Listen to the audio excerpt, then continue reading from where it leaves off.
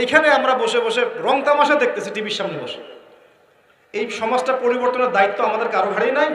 শুধু কি পলিটিশিয়ানদের দায়িত্ব? শুধু কি প্রশাসনেরই দায়িত্ব? আমাদের সবাইকে নাকে তেল দিয়ে ঘুমানোর জন্য পৃথিবীতে আসছে। এই যুব সমাজ তো জানেই না, বোঝেই না ওদেরকে কি কারণে এই পৃথিবীতে পাঠানো হয়েছে। সে যে মুসলিম, তার যে দায়িত্ব কর্তব্য আছে, আল্লাহ পাক যে তাকে সৃষ্টি করেছেন তার ইবাদত করার জন্য এবং আল্লাহর জমিনে দিনটার প্রচার প্রসার ঘটানোর জন্য, তার কোনো ফিকির আছে?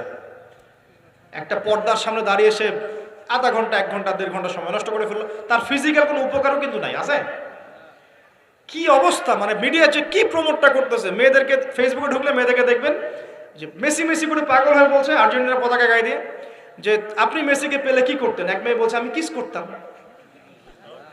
তোর জামাই হয়তো, হ্যাঁ ওর জামাই না, তাহলে মানে কি কি শেখাচ্ছি আমরা মানুষকে? যে জেনারেশন রাত 3টায় অ্যালার্ম দিয়ে যে আর্জেন্টিনা খেলা দেখতে ওঠে, এই জেনারেশনের চাইতে ইসমাইলের বয়স কিন্তু অনেক কম। তার বয়স তখন হয়তো 10 বা 12 বা 14। কি শিক্ষা দিলেন তার পিতা তার মা তাকে, যে আল্লাহর আদেশের সামনে জীবন দিতেও তার কোনো পরোয়া নাই। বলছে আব্বা আপনি যা স্বপ্ন দেখেছেন, আল্লাহ আপনাকে যে আদেশ করেছেন আপনি করেন। তাহলে কোন শিক্ষার ঘাটতি আমাদের মধ্যে আছে, ভাবতে হবে না এগুলো? ইব্রাহিম আলাইহিস সালাম কিন্তু তার সন্তানকে মানুষ করেন নাই, মনে রাখবেন। তিনি মাঝে মাঝে আসতেন, যাওয়া আসা করতেন, কারণ তার আরেকটা পরিবার ছিল সিরিয়ায়। সারা আলাইহিস সালাম, তার আরেকটা পরিবার ছিল, 2 স্ত্রী। তো তাকে মানুষ করেছেন কিন্তু তার মা হাজারা আলাইহিস সালাম। কোন মা? যেই মাকে ইব্রাহিম রেখে আসছেন কাবা ঘরে, মনে আছে? খাবারও ছিল না, পানিও ছিল না। তিনি বলছেন আপনি কেন রেখে যাচ্ছেন ইব্রাহিম আলাইহিস সালাম বলেন আল্লাহর হুকুমে। এখন এই মা বলছেন যে যদি আপনি আল্লাহর হুকুমে আমাকে রেখে যান, আমাদেরকে রেখে যান, ইনশাআল্লাহ আল্লাহ পাক আমাদেরকে ফেলে দিবেন না। তো এই মায়ের গর্ভ থেকে ইসমাইল হবে না তো কি আমাদের মা বোনদের গর্ভ থেকে ইসমাইল হবে? আমাদের মা বোনরা এখন কি করে? সারাদিন যে মুভিজ, এই যে সিরিয়ালস, স্বামীকে সম্পত্তির জন্য প্যারা দিতে দিতে স্বামীর হার্ট স্ট্রোক করে ফেলে। বহু স্বামী আছে হারাম খাইতে চায় না, স্ত্রীর পাল্লায় পর হারাম খায়। হ্যাঁ, আমি কিছু প্র্যাকটিক্যাল কথা বলছি। বহু স্বামী আছে হারাম খেতে চায় না, সন্তান সন্ততির স্ত্রীদের চাপে পড়ে তাকে 2 নাম্বারই করতে সে বাধ্য হয়। কেন করে? পরিবারের জন্য করে। আমরা কিন্তু বোকা পুরুষ মানুষ, আমরা যারা আছে আমরা কিন্তু আসলে বোকা জাতি, জানেন? আমার বয়স অনেক কম যদিও আপনাদের চাইতে, তবে আমি কিছু বিষয় ফিল করেছি আমার লাইফে, যেটা আমি মনে করি আলহামদুলিল্লাহ আল্লাহ পাক আমাকে নিয়ামত দিয়েছে। যেমন আমি ফিল করেছি আমার লাইফে যে মানুষের আল্লাহ ছাড়া আপন বলতে কেউ নাই, এটা আমি ফিল করেছি। আল্লাহ পাক ছাড়া একজন মানুষের সত্তাগত আপন, আপনার সত্তা আত্মাগত আপন বলতে আসলে কেউ নাই পৃথিবীতে। যারা আছে আমাদের আশপাশে সবাই সবার স্বার্থে থাকে, সবাই সবার প্রয়োজনে থাকে। প্রয়োজন শেষ হলে আপনাকে চিনবেও না অনেকে। আমি যখন ইন্তেকাল করব, এমন হবে 40 দিন পর কেউ আমাদের কবর জিয়ারত করবে কিনা সন্দেহ আছে। এগুলো বাস্তবতা। আর আমরা বোকা কেন জানেন? আমরা এই দুনিয়ার মানুষদের স্বার্থেই, আমার আশপাশের মানুষগুলোর স্বার্থেই সারা জীবন আল্লাহর বিরুদ্ধে চলি, হারাম খাই, সুদ খাই, ঘুষ খাই, দুর্নীতি করে ওদের মুখে হাসি ফোটানোর জন্য। যেই মানুষগুলো আমাকেই চিনবে না পরকালে বা দুনিয়াতেই মারা গেলে আমাকে চিনবে না, তো সেই মানুষগুলোর জন্য আমি আল্লাহর বিরুদ্ধে চলে যাই। আমরা বোকা না? আর দেখবেন যেসব পুরুষের সৎ থাকতে চায় তারা শেষ বয়সে খুব একা হয়ে পড়ে। খেয়াল করে দেখেন, যে পুরুষটা সৎ থাকতে চায় শেষ বয়সে গিয়ে দেখবেন তারা খুব একাকিত্বে ভুগছে। এখন একটা কমন সমস্যা এটা। অনেক প্রবীণ মানুষ যারা আছেন তারা কিন্তু একাকিত্বে ভোগেন, খুব একাকিত্বে ভোগেন। স্ত্রী দেখছে না, সন্তান খোঁজ খবর নিচ্ছে না, বন্ধু বান্ধবরা নাই, হ্যাঁ বৃদ্ধাশ্রমে গিয়ে পড়ে আছে। পরিবারগুলোতে এখন পুরুষ নির্যাতন বেড়েছে আর কি। সামনে আসেন, এখন কুরসির পরে কি আছে? এই কুরসির উপরে আছে একটা মহাসাগর। কি আছে? মহাসাগর। নাসা কি বলেছে এখন পর্যন্ত? এই জন্য আমরা কেউ বিশ্বাস করি না। কালকেই যদি দেখবেন নাসা বলে দেয় হ্যাঁ একটা মহাসাগরের সন্ধান পাওয়া গেছে, পৃথিবী থেকে লক্ষ কোটি আলোকবর্ষ দূরে, নাম দিয়ে দিল যে .FM0000mm2, একটা নাম দিয়ে দিল। ওরা তো এরকম নাম দেয় আর কি, তাই না? বাস তখন কিন্তু দেখবেন সারা বিশ্বের মানুষ চোখ বন্ধ করে বিশ্বাস করবে কি না? আমরা কিন্তু আল্লাহর প্রতি চোখ বন্ধ করে বিশ্বাসের জায়গায় এই পশ্চিমাদের উপর এখন চোখ বন্ধ করে বিশ্বাস করি। এটা কি বুঝেন? এটা কিন্তু শিরক হচ্ছে। এটাও শিরক হচ্ছে। তো একটা কথা মিস করে গেছি, ইব্রাহিম আলাইহিস সালাম জবাই করার যে পরীক্ষায় পড়েছিলেন তখন কিন্তু তিনি প্রশ্ন করেননি আল্লাহকে, আল্লাহ একজন মাসুম বাচ্চাকে কেন জবাই করব, এর পিছনে যুক্তি কি, এর পিছনে বিজ্ঞান কি, এর পিছনে দর্শন কি, প্রশ্ন করেছিলেন? তিনি একদম সামি'না ওয়া আতা'না, আল্লাহ পাক আদেশ করেছেন, চোখ বন্ধ করে পালন করতে গিয়েছে। ইব্রাহিম আলাইহিস সালাম অন্ধভাবে আল্লাহর আদেশ মেনে চললেন না? আর ইব্রাহিম আলাইহিস সালাম সবচেয়ে বড় মুসলিম না আমি সবচেয়ে বড় মুসলিম? বলেন, কে এই উম্মার নামকরণ করেছেন মুসলিম? সূরা হজ পড়ে দেখেন, হুয়া সাম্মাকুমুল মুসলিমিন, এই হুয়া মানে কে? মিল্লাতে আবিকুম ইব্রাহিম, ইব্রাহিম আলাইহিস সালামের মিল্লাত, তিনি তোমাদের পিতা, যিনি তোমাদের নামকরণ করেছেন কি? মুসলিম। আর আমাদের আদি পিতা হচ্ছেন আদম আলাইহিস সালাম। তো দেখুন প্রিয় ভাইরা, এই মহাসাগরের উপরে আছে কুরসি, যার কথা আমি বলতে গিয়ে এখানে আসলাম। ইবনে সাইয়্যিদ কি বলছে, সে কি দেখে মনে আছে না ভুলে গেছেন? ইবনে সাইয়্যিদ কে? নবী সাল্লাল্লাহু আলাইহি ওয়াসাল্লাম যাকে ইনভেস্টিগেট করছেন মদিনায়, কোথায় একটু খেয়াল রাখেন, তামিমদারি দ্বীপে দেখে আসছেন। কোথা থেকে আসছেন? দ্বীপে। আর নবী সাল্লাল্লাহু আলাইহি ওয়াসাল্লাম ইনভেস্টিগেট করছেন কোথায়? মদিনায়। আচ্ছা, তো এখন এই ব্যক্তি বলছে আমি আরশ দেখি। নবী সাল্লাল্লাহু আলাইহি ওয়াসাল্লাম বলে আরশ কোথায়? সে বলছে আরশ পানির উপরে। কোথায়? পানির উপরে। তখন নবী সাল্লাল্লাহু আলাইহি ওয়াসাল্লাম বলছেন তুমি তো তাহলে শয়তানের আরশ দেখছো। কার আরশ দেখছে? শয়তানের কিন্তু আরশ আছে, শয়তানেরও কিন্তু একটা আরশ আছে। কোথায় এটা জানেন? সমুদ্রের উপরে। অনেকে বলে যে ভাই বারমুদা ট্রায়াঙ্গেলে আছে নাকি, তো এটা আমরা জানি না, এভাবে বলা যাবে না, এটা আমরা ব্যাখ্যা করতে পারবো না, আল্লাহ ভালো জানেন। তো এখন শয়তানও কিন্তু সিংহাসনে বসে, দিন শেষে বসে ওর যে চেলা চামুন্ডা যারা আছে ওদেরকে ডাকে, ডেকে বলে আজকে কি করাইছো তোমরা? একজন বলে যে আমি তো জেনা করাই দিছি দুজনের মধ্যে, আমি মদ খাইয়েছি মানুষকে, আমি মানুষকে পরকীয়ায় লিপ্ত করেছি, আমি একজনকে একজনের বিরুদ্ধে উস্কে দিয়ে হত্যা করিয়ে দিয়েছি, এরকম করে শয়তানরা বলতে থাকে। তো ইবলিস বলে না, তোমরা তেমন কোনো কাজ করতে পারো না। ইতিমধ্যে একজন শয়তান এসে বলে যে আমি একটা কাজ করেছি। কি কাজ করেছো? যে আমি একটা পরিবারের স্বামী স্ত্রীর মধ্যে বিচ্ছেদ ঘটিয়ে দিয়েছি। কি করেছে? এটা এখন বেশি হচ্ছে না? বেশি হচ্ছে না? আপনারা খবর রাখেন না মনে হয়, পড়াশোনা করে দেখেন, প্রতি ৩-৪ মিনিট একটা ডিভোর্সের ঘটনা ঘটে, প্রতি ৩-৪ মিনিটের মধ্যে। তো এবার শয়তান তাকে ডাকে, এদিকে আসো, তুমি একটা কাজের কাজ করেছো। তখন নিজের গলার যে মালা বা যেটা আমরা গোল্ড মেডেল বলি, অ্যাওয়ার্ড যেটা বলি, এটা তার গলায় সে পরিয়ে দেয়, দিয়ে বলে তুমি একটা কাজের কাজ করেছো। তার মানে আমরা বুঝতে পারলাম শয়তানের কাছে সবচেয়ে বড় একটা মিশন কি? পরিবারগুলোকে ধ্বংস করে দেয়। খুব সতর্ক থাকতে হবে আমাদের সবাইকে। আল্লাহ পাক আমাদের সবাইকে ধৈর্য দান করুন। আর পরিবার টিকে থাকে ধৈর্যের উপরে। আরেকটা বিষয় বলে দিই, স্বামী স্ত্রীর মধ্যে, যুবকরা এটা উপকৃত হবেন ইনশাআল্লাহ, স্বামী স্ত্রীর মধ্যে শুধুমাত্র ভালোবাসা পরিবার টিকানোর জন্য যথেষ্ট না। স্বামী স্ত্রীর মধ্যে ভালোবাসার চাইতেও বেশি প্রয়োজন হচ্ছে একে অপরের প্রতি বিশ্বাস। কি দরকার? বিশ্বাস না থাকলে ভালোবাসা টিকবে না। প্রয়োজন একে অপরের সম্মানবোধ, একজন একজনের সম্মানটা যেন বোঝে, এবং আনুগত্যের প্রয়োজন আছে। স্ত্রীরা যদি স্বামীদের আনুগত্য না করে সংসার টিকে না, সংসার ভেঙে যায়। বিশ্বাস, আনুগত্য, ভক্তি, সম্মান, শ্রদ্ধা, এর সাথে যখন ভালোবাসা যুক্ত হবে তখন পরিবারটা ইনশাআল্লাহ জান্নাতি পরিবার। আর কিছু বলদ আবার বলে দিতে পারে যে পরিবারকে আবার জান্নাতের সাথে তুলনা করে ফেললাম। এটা কি পরিবারকে জান্নাতের সাথে তুলনা করে দিলাম? জান্নাতি পরিবার মানে কি? পরিবারের মধ্যে আপনি সুখে আছেন, কিছু মানুষ কথার রূপকথাও ধরতে পারে না। এমনও কিছু মিন মাইন্ডেড মানুষ আমাদের সমাজে আছে, কথা সেন্টেন্সের রূপকথাও ধরার মতো জ্ঞান আল্লাহ পাক তাদেরকে দেন না। ইউসুফ আলাইহিস সালামকে ডাকছেন, ইউসুফ আলাইহিস সালাম সামনে আসলেন। এখন ওই যে আজিজ তার স্ত্রী মহিলাদেরকে ডেকে বলছেন তোমাদের হাতে একটা করে চাকু, একটা করে ফল আছে, ইউসুফ আসো, বাইরে আসো। ইউসুফ বের হলেন। ইউসুফ আলাইহিস সালামকে দেখে এই মহিলারা কি করেছিল? ওই ফল কাটতে গিয়ে হাত কেটে ফেলছে। হাত কেটে ইউসুফের দিকে তাকিয়ে তারা বলছে যে মা হাযা ইল্লা বাশারা, এটা তো মানুষ না, ইনি তো মনে হচ্ছে মালাকুন কারীম, একজন সম্মানিত ফেরেশতা। কি বলছেন মেয়েরা? এ তো মানুষ না, এ তো মনে হচ্ছে ফেরেশতা, এত সুদর্শন, এত সুন্দর মানুষ হয়। তো এখন এই মহিলাগুলো কি ইউসুফ আলাইহিস সালামকে ফেরেশতার সাথে তুলনা করলো? বুঝতে পারেন না কথা? এই মহিলাটা কি ইউসুফ আলাইহিস সালামকে ফেরেশতা বানায় দিল, না একটা উপমা দিয়েছে? আশ্চর্য একটা বিষয়। আপনি যদি মদিনায় যান, পরিবেশ দেখে বলেন মাশাআল্লাহ, একটা জান্নাতি পরিবেশ আছে, মানে কি আপনি মদিনা সমান সমান জান্নাত বানালেন? মানে এরা বাম পক্ষ সমান সমান ডান পক্ষ প্রমাণিত, এই তত্ত্বে বিশ্বাস করে। মানে ওই যে left hand side right hand side অঙ্ক করছেন না, 2+2 = 4। কি বলবো, কাশ্মীর একটা জায়গা আছে না, কাশ্মীর একটা রিনাউন্ড প্রবাদ হচ্ছে কাশ্মীরকে এই পৃথিবীর ভূস্বর্গ বলা হয়, শোনেন নাই? কাশ্মীরকে পৃথিবীর ভূস্বর্গ, তার মানে কি কাশ্মীর আর জান্নাত সমান সমান, কাশ্মীর সমান সমান জান্নাত।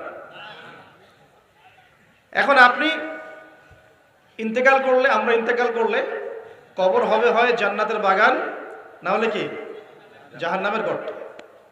এখন একজন জান্নাতি মানুষ, মনে করেন একজন জান্নাতি মানুষ, আমরা যার ব্যাপারে জানি যে তিনি জান্নাতি, যেমন এক্সাম্পল দিচ্ছি, নাম হচ্ছে মুয়াজ বিন জাবাল, নাম জানেন? সাহাবী, নাম শুনেছেন? মুয়াজ বিন জাবাল রাদিয়াল্লাহু আনহু ইনশাআল্লাহ জান্নাতি না জাহান্নামী? ইনশাআল্লাহ জান্নাতি। এখন মাওলানা তারেক জামিল সাহেব, তিনি তার হাফিজাহুল্লাহ তার কবর জিয়ারত করতে গিয়েছে, এই কয়দিন আগের ঘটনা। আর সেখানে গিয়ে তিনি বলছেন যে আমি কবরের সামনে দাঁড়িয়ে আমি দোয়া করতে শুরু করলাম, মিশকাম্বরের ঘ্রাণ পেতে শুরু করলাম। মাওলানা তারেক জামিল হুজুরের ভিডিও ক্লিপ আছে, দেখেন ইউটিউবে, তিনি বলছেন। এখন এই যে সাহাবী মুয়াজ বিন জাবাল একজন জান্নাতি সাহাবী, তো তার মাকবারা থেকে যে মিশকাম্বরের ঘ্রাণ আসলে, এটা কি জাহান্নাম থেকে আসবে? এখন কেউ যদি বলে যে মাশাআল্লাহ, এই ঘ্রাণ শুনে তো মনে হচ্ছে যে এটা জান্নাতি ঘ্রাণ, তার মানে কি সেই কবরটাকে জান্নাতের সাথে তুলনা করলো? মানে কবরটা সমান সমান জান্নাত। এই যে 2+2 4 মিলানোর চেষ্টা করে, মানে মানুষের ইন্টেলেকচুয়াল লেভেল কত নিচু হয়ে গেলে একটা রূপকথাও মানুষ বুঝতে চেষ্টা করে না। আর এই সিলি একটা ইস্যুকে নিয়ে সারা অনলাইন গরম করে রেখে দেয়। ভাবখানা এমন যে ইসলামী খেলাফত কায়েম হয়ে গেছে, আর কোনো ইস্যুই বাকি নাই, এই একটা ইস্যুই বাকি আছে, এটা শেষ হলেই খতম, খালাস। আমি আপনাদেরকে রিকোয়েস্ট করব যে পড়াশোনা করেন এবং দূরদর্শিতা অর্জন করেন। উম্মাহ এখন কোন জায়গায় আছে, আমাদের ল্যাকিংসগুলো কোন কোন জায়গায়, এবং কোন কোন জায়গায় আমাদের বেশি কাজ করতে হবে, সেগুলোকে বেশি গুরুত্ব দেন। আর দিন শেখার জন্য অনলাইন একমাত্র প্ল্যাটফর্ম নয়, এখানে পুরো থাকবেন না। এখানে ফিতনা বেশি, এখানে জ্ঞানের চাইতে ফিতনা কিন্তু বেশি। এখানে জ্ঞান যতটুকু পাবেন তার চেয়ে ফিতনা ফাসাদ বেশি।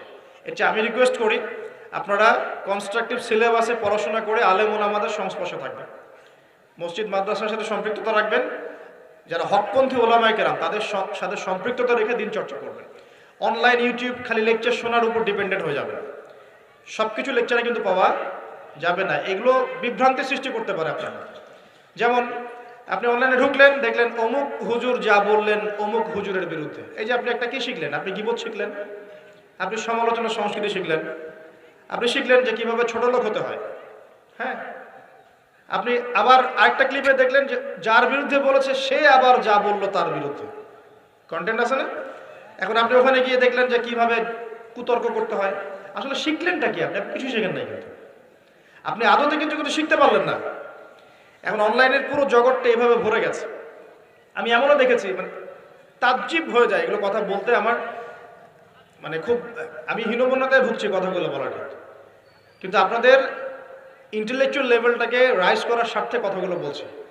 কারণ আমি আপনাদেরকে ভাই মনে করি, বাংলাদেশের প্রত্যেক সেক্টরের মানুষকে আমি আমার আপন ভাইয়ের মতো মনে করি, হোক সে পলিটিশিয়ান, হোক সে ইকোনমিস্ট বা প্রশাসনের লোক বা সাধারণ জনগণ, হুএভার হি ইজ। আপনি যখন পুরো জাতির সবাইকে আপন করতে পারবেন না, তাদেরকে নসিহত করতে পারবেন না, সাম্প্রদায়িক হয়ে যাবেন, তখন আপনি একটা সম্প্রদায়ের স্বার্থ দেখবেন, অন্যদের স্বার্থ আপনি দেখতে পারবেন না। দেখুন, আমার কথাটা গৌরবের সাথে শুনুন। একজন ব্যক্তি বিশুদ্ধ করে কোরআনও তেলাওয়াত করতে পারে না, একটা আয়াত তেলাওয়াত করতে আমি নিজে দেখছি তার 15-20টা ভুল হচ্ছে, ভুলগুলো এমন মেজর ভুল হচ্ছে যে আয়াতের অর্থ বিকৃত হয়ে যাচ্ছে। সেই মানুষকে দেখলাম স্টেজের মধ্যে বসে বড় বড় আলেম যারা ইফতা ফারেগ হয়েছেন, বড় মুহাদ্দিস মুফাসসির মুফতি হয়ে গেছেন, ওই মুফতি সাহেবদেরকে সরাসরি স্টেজে চ্যালেঞ্জ করছে যে বুকের পাটা থাকলে আমার সামনে আয়। অথচ আমি নিজে তেলাওয়াত শুনে দেখলাম সূরা নিসার একটা আয়াত তেলাওয়াত করতে 12টা ভুল করে ফেলেছে। তেলাওয়াতই হয় না, মানে মদ মাখরাজ, মক্তব আছে না, মক্তব, এই মক্তবের লেভেলের বাচ্চারা যে তেলাওয়াতটা পারে সেই তেলাওয়াতটাও পারে না। এটা আপনারা হয়তো বুঝবেন না, কারণ অনেকে বুঝবেন না, যারা আলেম তারা বুঝবেন কথাটা। এখন এই এই যে কুতর্কের সমালোচনার অপসংস্কৃতি ইউটিউব ফেসবুকের মধ্যে দিয়ে ছড়িয়ে গেল না? সে যে লেভেলে আছে, ওই মুফতি যাকে সে চ্যালেঞ্জ করছে, সেই মুফতির সামনে তার মিনিমাম 2 বছর কোরআনই পড়া উচিত। মিনিমাম 2টা বছর খালি বসে বসে কোরআন তেলাওয়াত করা শেখা উচিত। সে স্টেজে উঠে ফখর করে তাকে বলছে বাহাসের জন্য আসো, এখনই বাহাসে আসো। কি মনে করছেন শরীয়তকে? কোরআন তেলাওয়াত করার তো একটা প্রাথমিক লেভেলের বিষয়। এরপরে ব্যাকরণ জানতে হয়, এর নাহু সরফের জ্ঞান দরকার হয়, এর বালাগাতের জ্ঞান দরকার হয়, এর উসুল জানতে হয়, ইবারত পড়া শিখতে হয়, হাদিসের কিতাবগুলো আপনার গবেষণা করার যোগ্যতা অর্জন করতে হয়, ফিখের বইগুলো পড়তে হয়, উসুলে ফিখের বই পড়তে হয়, উসুলে হাদিসের বই পড়তে হয়, আকীদার বই পড়তে হয়। কত পড়াশোনা করে একজন মানুষ মুফতি হয়, ইফতা করে, মুফতি হয়। আর আমাদের উদ্ধত্ত দেখছেন, এই উদ্ধতের অবস্থাটা অনলাইন করে দিল না? মানে আমি এই জন্য রিকোয়েস্ট করতেছি যে কনস্ট্রাকটিভ সিলেবাসে পড়াশোনা করবেন, আলেম ওলামার সাথে সম্পর্ক রেখে সিলেবাস মেনটেন করে পড়াশোনা করবেন। শুধুমাত্র অনলাইন ডিপেন্ডেন্ট হয়ে দিন শিখতে চান না, আপনি বিভ্রান্ত হয়ে যাবেন। এখন শোনেন, এই ব্যক্তিকে নবী সাল্লাল্লাহু আলাইহি ওয়াসাল্লাম জিজ্ঞাসা করলেন কি তুমি কি দেখো? সে বলছে আমি কি দেখি? আরশ। আরশ কোথায়? সমুদ্রে। তুমি তো শয়তানের আরশ দেখো। এবার দ্বিতীয় প্রশ্ন করছে, তুমি কি বিশ্বাস করো যে আমি মুহাম্মদ শেষ নবী? তুমি কি বিশ্বাস করো যে আমি মুহাম্মদ শেষ নবী? এখন এই ব্যক্তি বলছে, ব্যক্তি নাকি আসলে ছোটই বলা যায়, ইবনে সাইয়্যিদ, তার নাম কি? ইবনে সাইয়্যিদ। সে বলছে আপনি কি স্বীকার করেন যে আমি নবী? কে বলছে? ইবনে সাইয়্যিদ। এই কথা শোনার সাথে সাথে ওমর রাদিয়াল্লাহু আনহু তিনি বলেন, ইয়া রাসূলুল্লাহ, সে তো নিজেকে নবী দাবি করছে, আপনি আমাকে অনুমতি দেন, আমি এক কোপে তার গর্দানটা নামায় ফেলে দেব। তার দলে কি করবে? যোগ দিবে। আরো একটা শ্রেণী তার সাথে যোগ দিবে, সেটা হচ্ছে এক শ্রেণীর মহিলা। এক শ্রেণী কি? মহিলা। এই মহিলাগুলাকে বাড়ির পিতা বা স্বামী বা ভাই বাসায় বেঁধে রাখতেও পারবে না, বাঁধন ছিন্ন করে বেরিয়ে চলে যাবে। তো বাঁধন ছিন্ন করে বেরিয়ে যাওয়ার একটা দর্শন চালু হয়েছে না সমাজে? কথা কি বোঝেন কিছু? ফ্যামিনিস্ট রেভলিউশন বলে। কি বলে?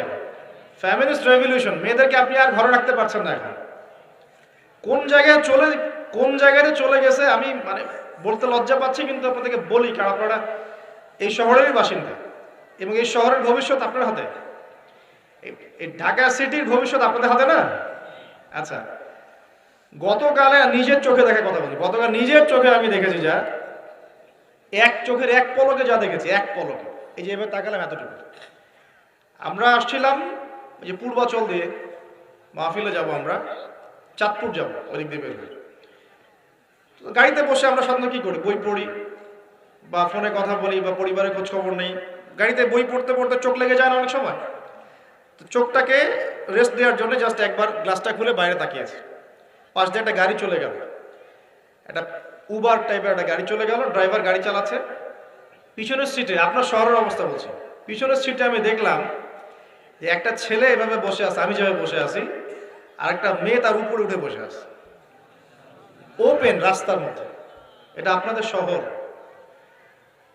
আমি যে বলি যে কিয়ামতের যত সায়েন্সগুলো আছে, নিদর্শনগুলো, সেগুলো মোটামুটি প্রকাশ পেয়ে গেছে সব শহরগুলোতে, আপনারা তো বিশ্বাস করতে চান না।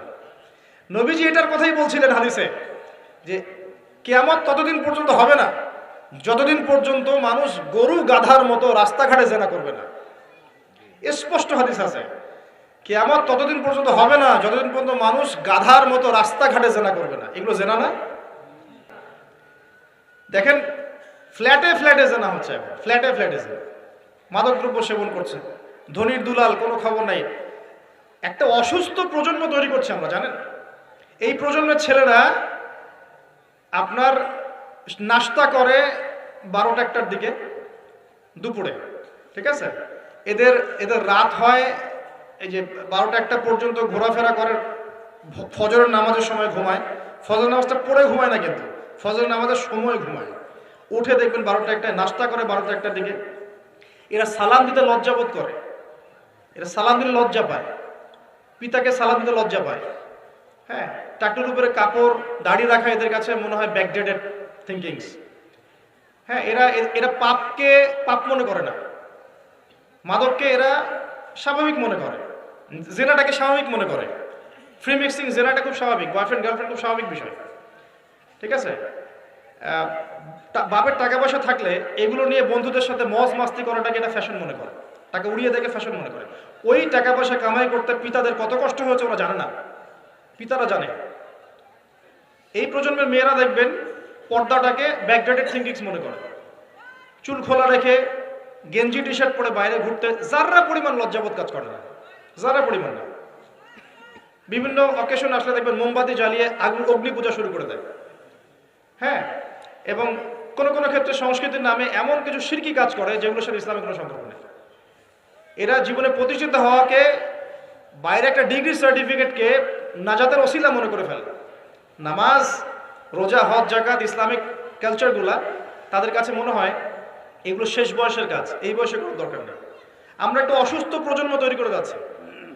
আপনি সালাম দিয়ে দেখেন উত্তর দেয় না, সালাম দিলে সাই বোধ করে, সালাম দিতে মনে হেড হয়ে যাচ্ছে মাথাটা। কি লজ্জা, সালাম দিতে কি লজ্জা। দেখবেন হ্যালো হাউ আর ইউ, পশ্চিমারা যা যা করে হুবাহু ওদের কাটপেস্টে লাইফ লিড করে। জুমার নামাজও ঠিক মতো পড়তে যায় না। আমরা কি প্রজন্ম তৈরি করছি চিন্তা করে দেখবেন। মাদক, এই যে একটু আগে স্যার বলে গেলেন না, ম্যাক্সিমামই, অল্প কিছু মানুষ বাদ দিয়ে যারা একটু ধর্মকর্ম চর্চা করে, এইসব মানুষ বাদ দিয়ে ম্যাক্সিমামই মাদকের সাথে সম্পৃক্ত। আমি স্মরণ করা দেই, আইএমএ জাহিলিয়াত যেটা ছিল রাসূল সাল্লাল্লাহু আলাইহি ওয়াসাল্লামের যুগ, ওই যুগে বেশিরভাগ মানুষ মাদক খেত। তাহলে আমরা কি আইএমএ জাহিলিয়াতে নাই?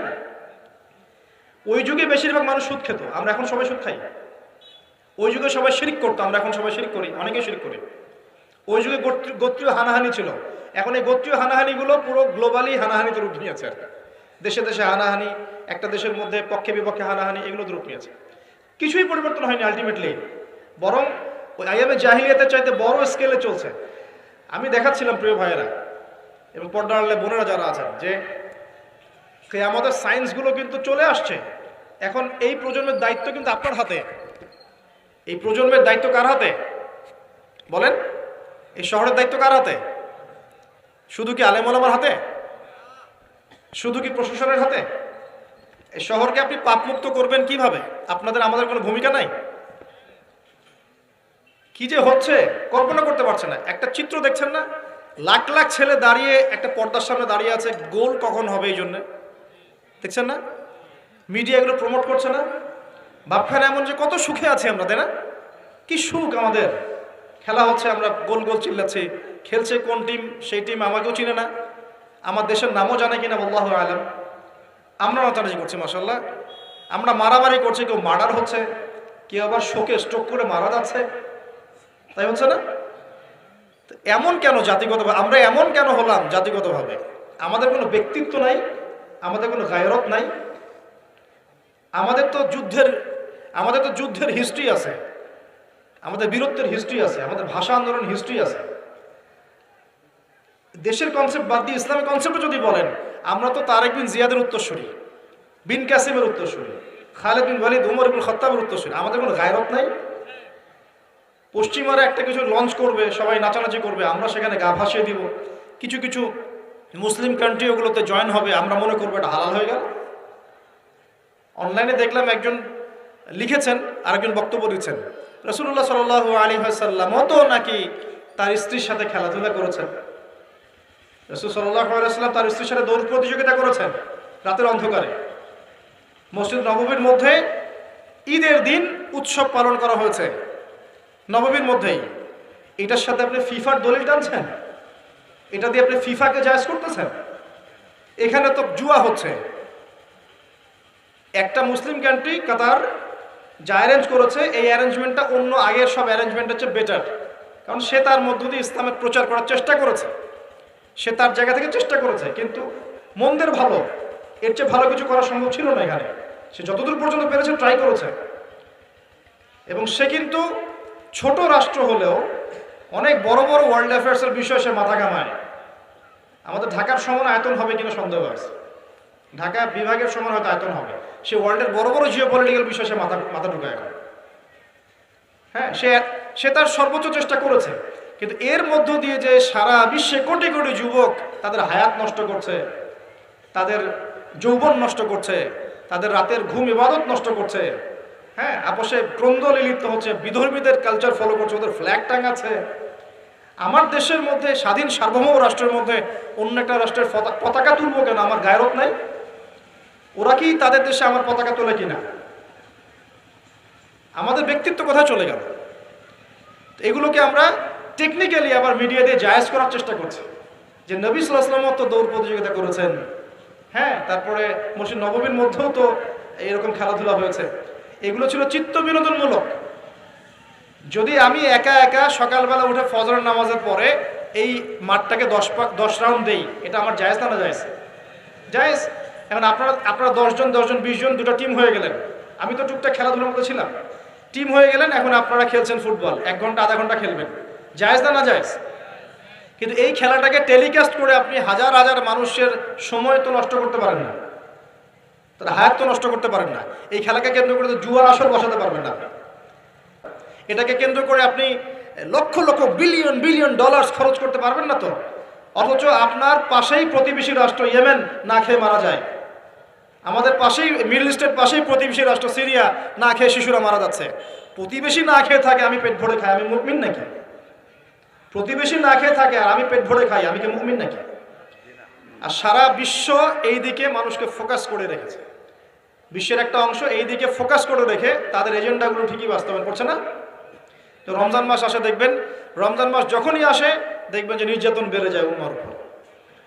যে সময়ে উম্মার ইকোনমিক অবস্থা ভালো না, সামরিক অবস্থায় তাদের মুখাপেক্ষী হয়ে থাকতে হচ্ছে, যে সময় আমাদের ভিতরে পলিটিক্যাল বিরোধগুলো দেখা দিচ্ছে, আমরা ইউনাইটেড হতে পারছি না, যে সময় যুব সমাজরা মাদকে আসক্ত হয়ে আছে, পর্নোগ্রাফিতে আসক্ত হয়ে আছে, দিনের ইলম কালাম অর্জন করছে না, নামাজ ঠিক মতো পড়ছে না, কুরআন তেলাওয়াত করা শিখছে না, যে সময়ে ইভেন আলেম ওলামাদের মধ্যে ঐক্য দেখা যাচ্ছে না, যে সময়ের মধ্যে আমরা পরিবারগুলোর ভাঙন দেখতে পাচ্ছি, আমাদের পরবর্তী প্রজন্ম কোন পরিবেশে বড় হবে সেই নিশ্চয়তা দিতে পারি না, যে পরিবেশে একটা 5 বছরের ছোট্ট বাচ্চা আয়াতকে কেটে টুকরা টুকরা করে ফেলা হয়, এইখানে আমরা বসে বসে রং তামাশা দেখতেছি টিভির সামনে বসে।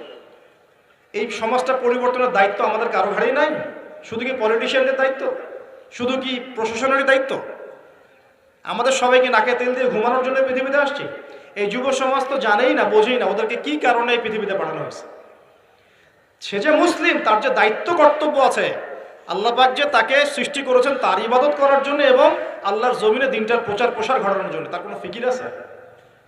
একটা পর্দার সামনে দাঁড়িয়ে এসে আধা ঘন্টা 1 ঘন্টা 1.5 ঘন্টা সময় নষ্ট করে ফেললো, তার ফিজিক্যাল কোনো উপকারও কিন্তু নাই, আছে? কি অবস্থা, মানে মিডিয়া যে কি প্রমোটটা করতেছে, মেয়েদেরকে ফেসবুকে ঢুকলে মেয়েদেরকে দেখবেন যে মেসি মেসি করে পাগল হয়ে বলছে আর্জেন্টিনার পতাকা গায়ে দিয়ে যে আপনি মেসিকে পেলে কি করতেন? এক মেয়ে বলছে আমি কিস করতাম। তো জামাই হয়তো, হ্যাঁ, ওর জামাই না? তাহলে মানে কি কি শেখাচ্ছি আমরা মানুষকে? একটু ভালো করে লক্ষ্য করে দেখেন। আমার মেয়ে, মনে করেন আপনার মেয়ে আছে না, আপনার মেয়েকে আপনি 5 বছর 7 বছর হয়তো বাসায় টাইটলি আপনি মানুষ করতে পারবেন। অসংখ্য ছোট ছোট মেয়ে বাচ্চা এখন বাইরে বের হয়ে ধর্ষণের শিকার হচ্ছে না? কোন সমাজে আপনি আপনার সন্তানকে রেখে যাচ্ছেন চিন্তা করবেন না একটুও? আমরা একা একা যদি ভালো মানুষও হতে চাই, পারবো না তো। আমি আমার মেয়েকে কতদিন পর্যন্ত বাসায় বন্দি করে রাখবো? সে যখন বাইরে যাবে কি দেখবে? বাইরে দেখবে প্রতারণা, বাইরে দেখবে মিথ্যা, বাইরে দেখবে ধর্ষণ, বাইরে দেখবে ইফটিজিং, বাইরে বেপরদামি, বাইরে অশ্লীলতা। আপনার ছেলে বড় এগুলো শিখবে?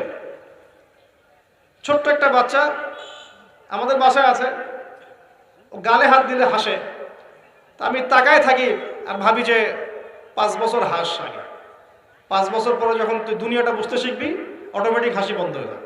এই বিউটি কন্টেস্ট বলেন, আপনার ওয়ার্ল্ড কাপ বলেন, আপনার এই ইভেন্টসগুলো বলেন, ফ্যাশন শোজগুলোর কথাই বলেন, অপসংস্কৃতির কথাই বলেন, পর্নোগ্রাফির কথাই বলেন, এই মাদকের ভয়াল খাবার কথা বলেন, যে কোনো দিকে তাকান, এগুলোর প্রত্যেকটার উদ্দেশ্য দুনিয়া নয় কি?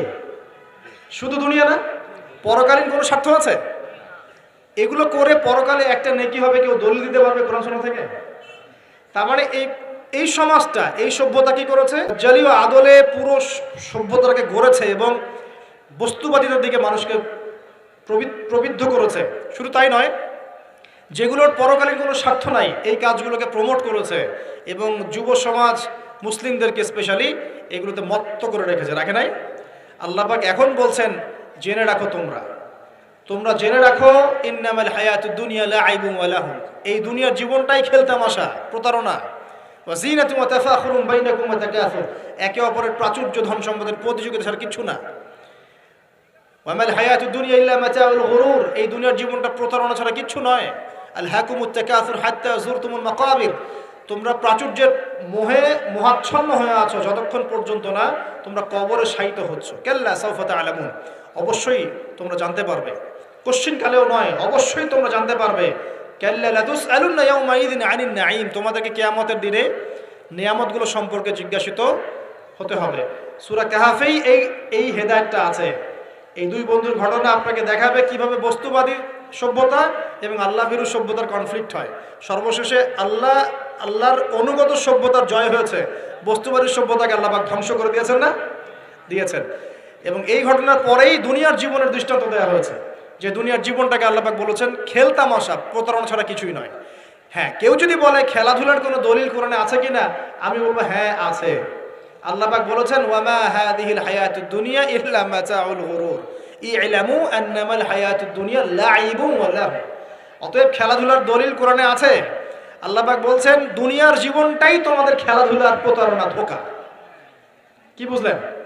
এই দুনিয়ার জীবনটাই হচ্ছে খেলাধুলা, প্রতারণা, মোহ এবং ধোঁকা, এবং তোমাদের পারস্পরিক চাকচিক্যের প্রতিযোগিতা ছাড়া কিচ্ছু নয়। এখন এই সভ্যতার দিকে তাকাবেন চোখ কান খোলা রেখে, যে নবী সাল্লাল্লাহু আলাইহি ওয়াসাল্লাম একটা হাদিসে বলেছেন, কিতাবুত তাওহীদ গ্রন্থের মধ্যে আছে, আমরা যে পৃথিবীতে বসবাস করছি, এই পৃথিবী থেকে প্রথম আসমান মানে পুরো মহাবিশ্ব, এর দূরত্ব হচ্ছে 500 বছরের রাস্তা। কত বছর? এভাবে দ্বিতীয় আসমান থেকে তৃতীয় আসমানের ডিস্টেন্স 500 বছরের পথ। কত বছর? এভাবে চতুর্থ, পঞ্চম, ষষ্ঠ, সপ্তম, এই 7 আসমানের প্রত্যেক আসমানের ডিস্টেন্স হচ্ছে 500 বছরের রাস্তা। এর উপরে আছে কুরসি। কি আছে? ওয়াসিআ কুরসিয়ুহুস সামাওয়াতি ওয়াল আরদ। আয়াতুল কুরসি পড়েন নাই? আয়াতুল কুরসি ঘুমানোর সময় পড়েন কি? যে ব্যক্তি ঘুমানোর সময় আয়াতুল কুরসি পড়ে, সারা রাত আল্লাহর পক্ষ থেকে একজন ফেরেশতা তাকে পাহারা দিবে। কিন্তু এই কথা নাসা বিশ্বাস করবে না, এই কথা বিজ্ঞান বিশ্বাস করবে না, কারণ তাকে চোখে দেখা যায় না। তাদের একটা জ্ঞানতাত্ত্বিক দর্শন আছে, যেটা আমরা ইউনিভার্সিটিতে পড়ে আসি দীর্ঘদিন। সেটা হলো যা চাক্ষুষ দেখা যায় না এগুলোতে বিশ্বাস করতে নাই। পরীক্ষা নিরীক্ষা পর্যবেক্ষণের মাধ্যমে যখন কোনো সিদ্ধান্ত পাওয়া যাবে সেটাই জ্ঞান, এছাড়া জ্ঞানের কোনো অস্তিত্ব নাই। স্কুল থেকে শুরু করে পিএইচডি ডিগ্রি পর্যন্ত এই দর্শনের উপর ডিপেন্ড করে শিক্ষা নিচ্ছি আমরা সবাই। এখন যা দেখি না বিশ্বাস করবো না। এই কারণে পশ্চিমার আল্লাহকে বিশ্বাস করে না, আল্লাহকে দেখা যায় না। ফেরেশতাকে বিশ্বাস করবে না, বলবে যে বোগাস কথাবার্তা। কোথায় ফেরেশতা দেখা যায়? যা দেখি না বিশ্বাস করবো কেন? আখেরাত দেখি না কেন বিশ্বাস করবো? জান্নাত জাহান্নাম দেখি নাই কেন বিশ্বাস করবো? জিন জাতি দেখি নাই কেন বিশ্বাস করবো? আত্মা বা রুহকে দেখেছেন? রুহ বা আত্মা যেটা নিয়ে চলাফেরা করছেন দেখেছেন? কেন বিশ্বাস? কবরের আযাব কেন বিশ্বাস করবে? এই কারণে তাদের দর্শন যেহেতু প্রোটেস্ট্যান্ট ভার্সনের জ্ঞানে বিশ্বাস করে, চাক্ষুষ দর্শন যেটা সেটাই জ্ঞান, এর বাইরে জ্ঞানের কোনো অস্তিত্ব আছে এটা বিশ্বাস করে না। এই কারণেই তারা ইমানের 6 পিলারের কোনো পিলারে বিশ্বাস করে না। আর ইমানের 6 পিলারই কিন্তু গায়েব। গায়েব না? আল্লাহ বিশ্বাস, ফেরেশতায় বিশ্বাস, নবী রাসূলগণ, আসমানি কিতাব, পরকাল, তাকদীর, এগুলোকে দেখা যায়? এমনকি আমরা তো আমাদের নবীজিকেও দেখি নাই, দেখেছি? সাল্লাল্লাহু আলাইহি ওয়াসাল্লাম। আমরা শুধুমাত্র কোরআন দেখছি এবং হাদিসের গ্রন্থগুলো দেখছি, এর বাইরে কিন্তু আমরা কিচ্ছু দেখছি না।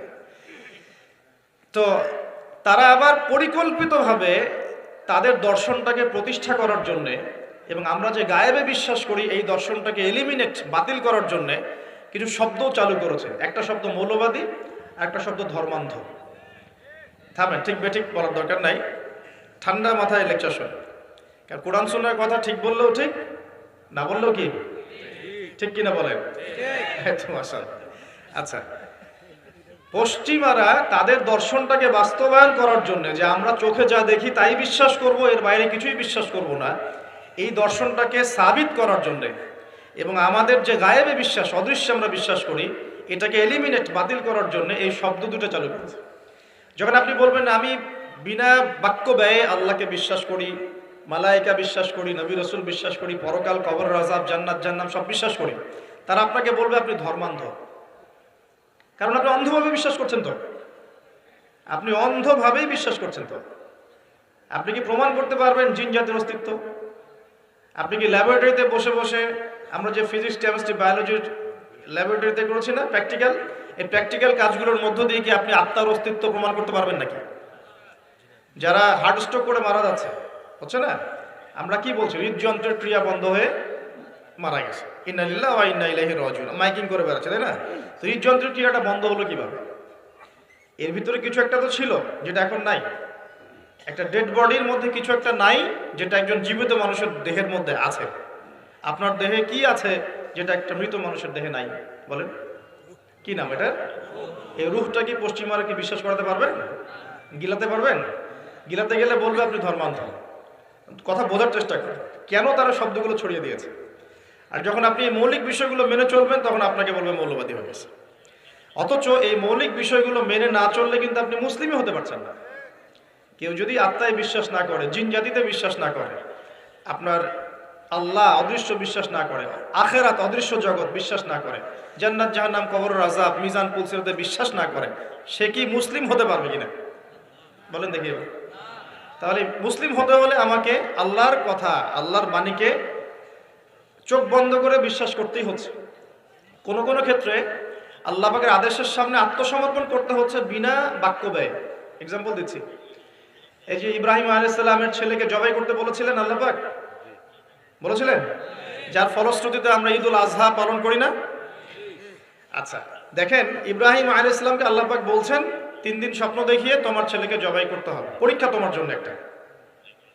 এখন তিনি গিয়ে তার সন্তানকে বলছেন, ইন্নী আরা ফিল মানামি আন্নী আসবাহুক, হে আমার সন্তান, আমি স্বপ্নে দেখেছি আমি তোমাকে জবাই করছি, ফানজুর মাযা তারা, তোমার রায় কি আমাকে বলো।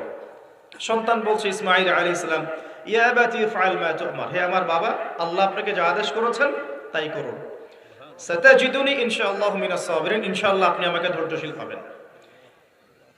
এই ছেলের বয়স কিন্তু আমাদের এই ইয়াং জেনারেশনের চেয়ে অনেক কম। যে জেনারেশন রাত 3টায় অ্যালার্ম দিয়ে যে আর্জেন্টিনা খেলা দেখতে ওঠে, এই জেনারেশনের চাইতে ইসমাইলের বয়স কিন্তু অনেক কম। তার বয়স তখন হয়তো 10 বা 12 বা 14। কি শিক্ষা দিলেন তার পিতা, তার মা তাকে, যে আল্লাহর আদেশের সামনে জীবন দিতেও তার কোনো পরোয়া নাই। বলছে, আব্বা আপনি যা স্বপ্ন দেখেছেন, আল্লাহ আপনাকে যা আদেশ করেছেন আপনি করেন। তাহলে কোন শিক্ষার ঘাটতি আমাদের মধ্যে আছে ভাবতে হবে না এগুলো। ইব্রাহিম আলাইহিস সালাম কিন্তু তার সন্তানকে মানুষ করেন নাই, মনে রাখবেন। তিনি মাঝে মাঝে আসতেন, যাওয়া আসা করতেন, কারণ তার আরেকটা পরিবার ছিল সিরিয়ায়। সারা আলাইহিস সালাম, তার আরেকটা পরিবার ছিল, 2 স্ত্রী। তো তাকে মানুষ করেছেন কিন্তু তার মা হাজারা আলাইহিস সালাম। কোন মা? যেই মাকে ইব্রাহিম রেখে আসছেন কাবা ঘরে, মনে আছে? খাবারও ছিল না, পানিও ছিল না। তিনি বলছেন, আপনি কেন রেখে যাচ্ছেন ইব্রাহিম আলাইহিস সালাম বলেন, আল্লাহর হুকুমে। এখন এই মা বলছেন যে যদি আপনি আল্লাহর হুকুমে আমাকে রেখে যান, আমাদেরকে রেখে যান, ইনশাআল্লাহ আল্লাহ পাক আমাদেরকে ফেলে দিবেন না। তো এই মায়ের গর্ভ থেকে ইসমাইল হবে না তো কি আমাদের মা বোনদের গর্ভ থেকে ইসমাইল হবে? আমাদের মা বোনরা এখন কি করে?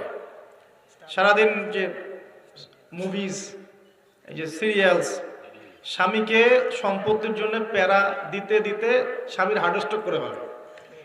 বহু স্বামী আছে হারাম খাইতে চায় না, স্ত্রী পাল্লায় পর হারাম খায়। হ্যাঁ, আমি কিছু প্র্যাকটিক্যাল কথা বলছি।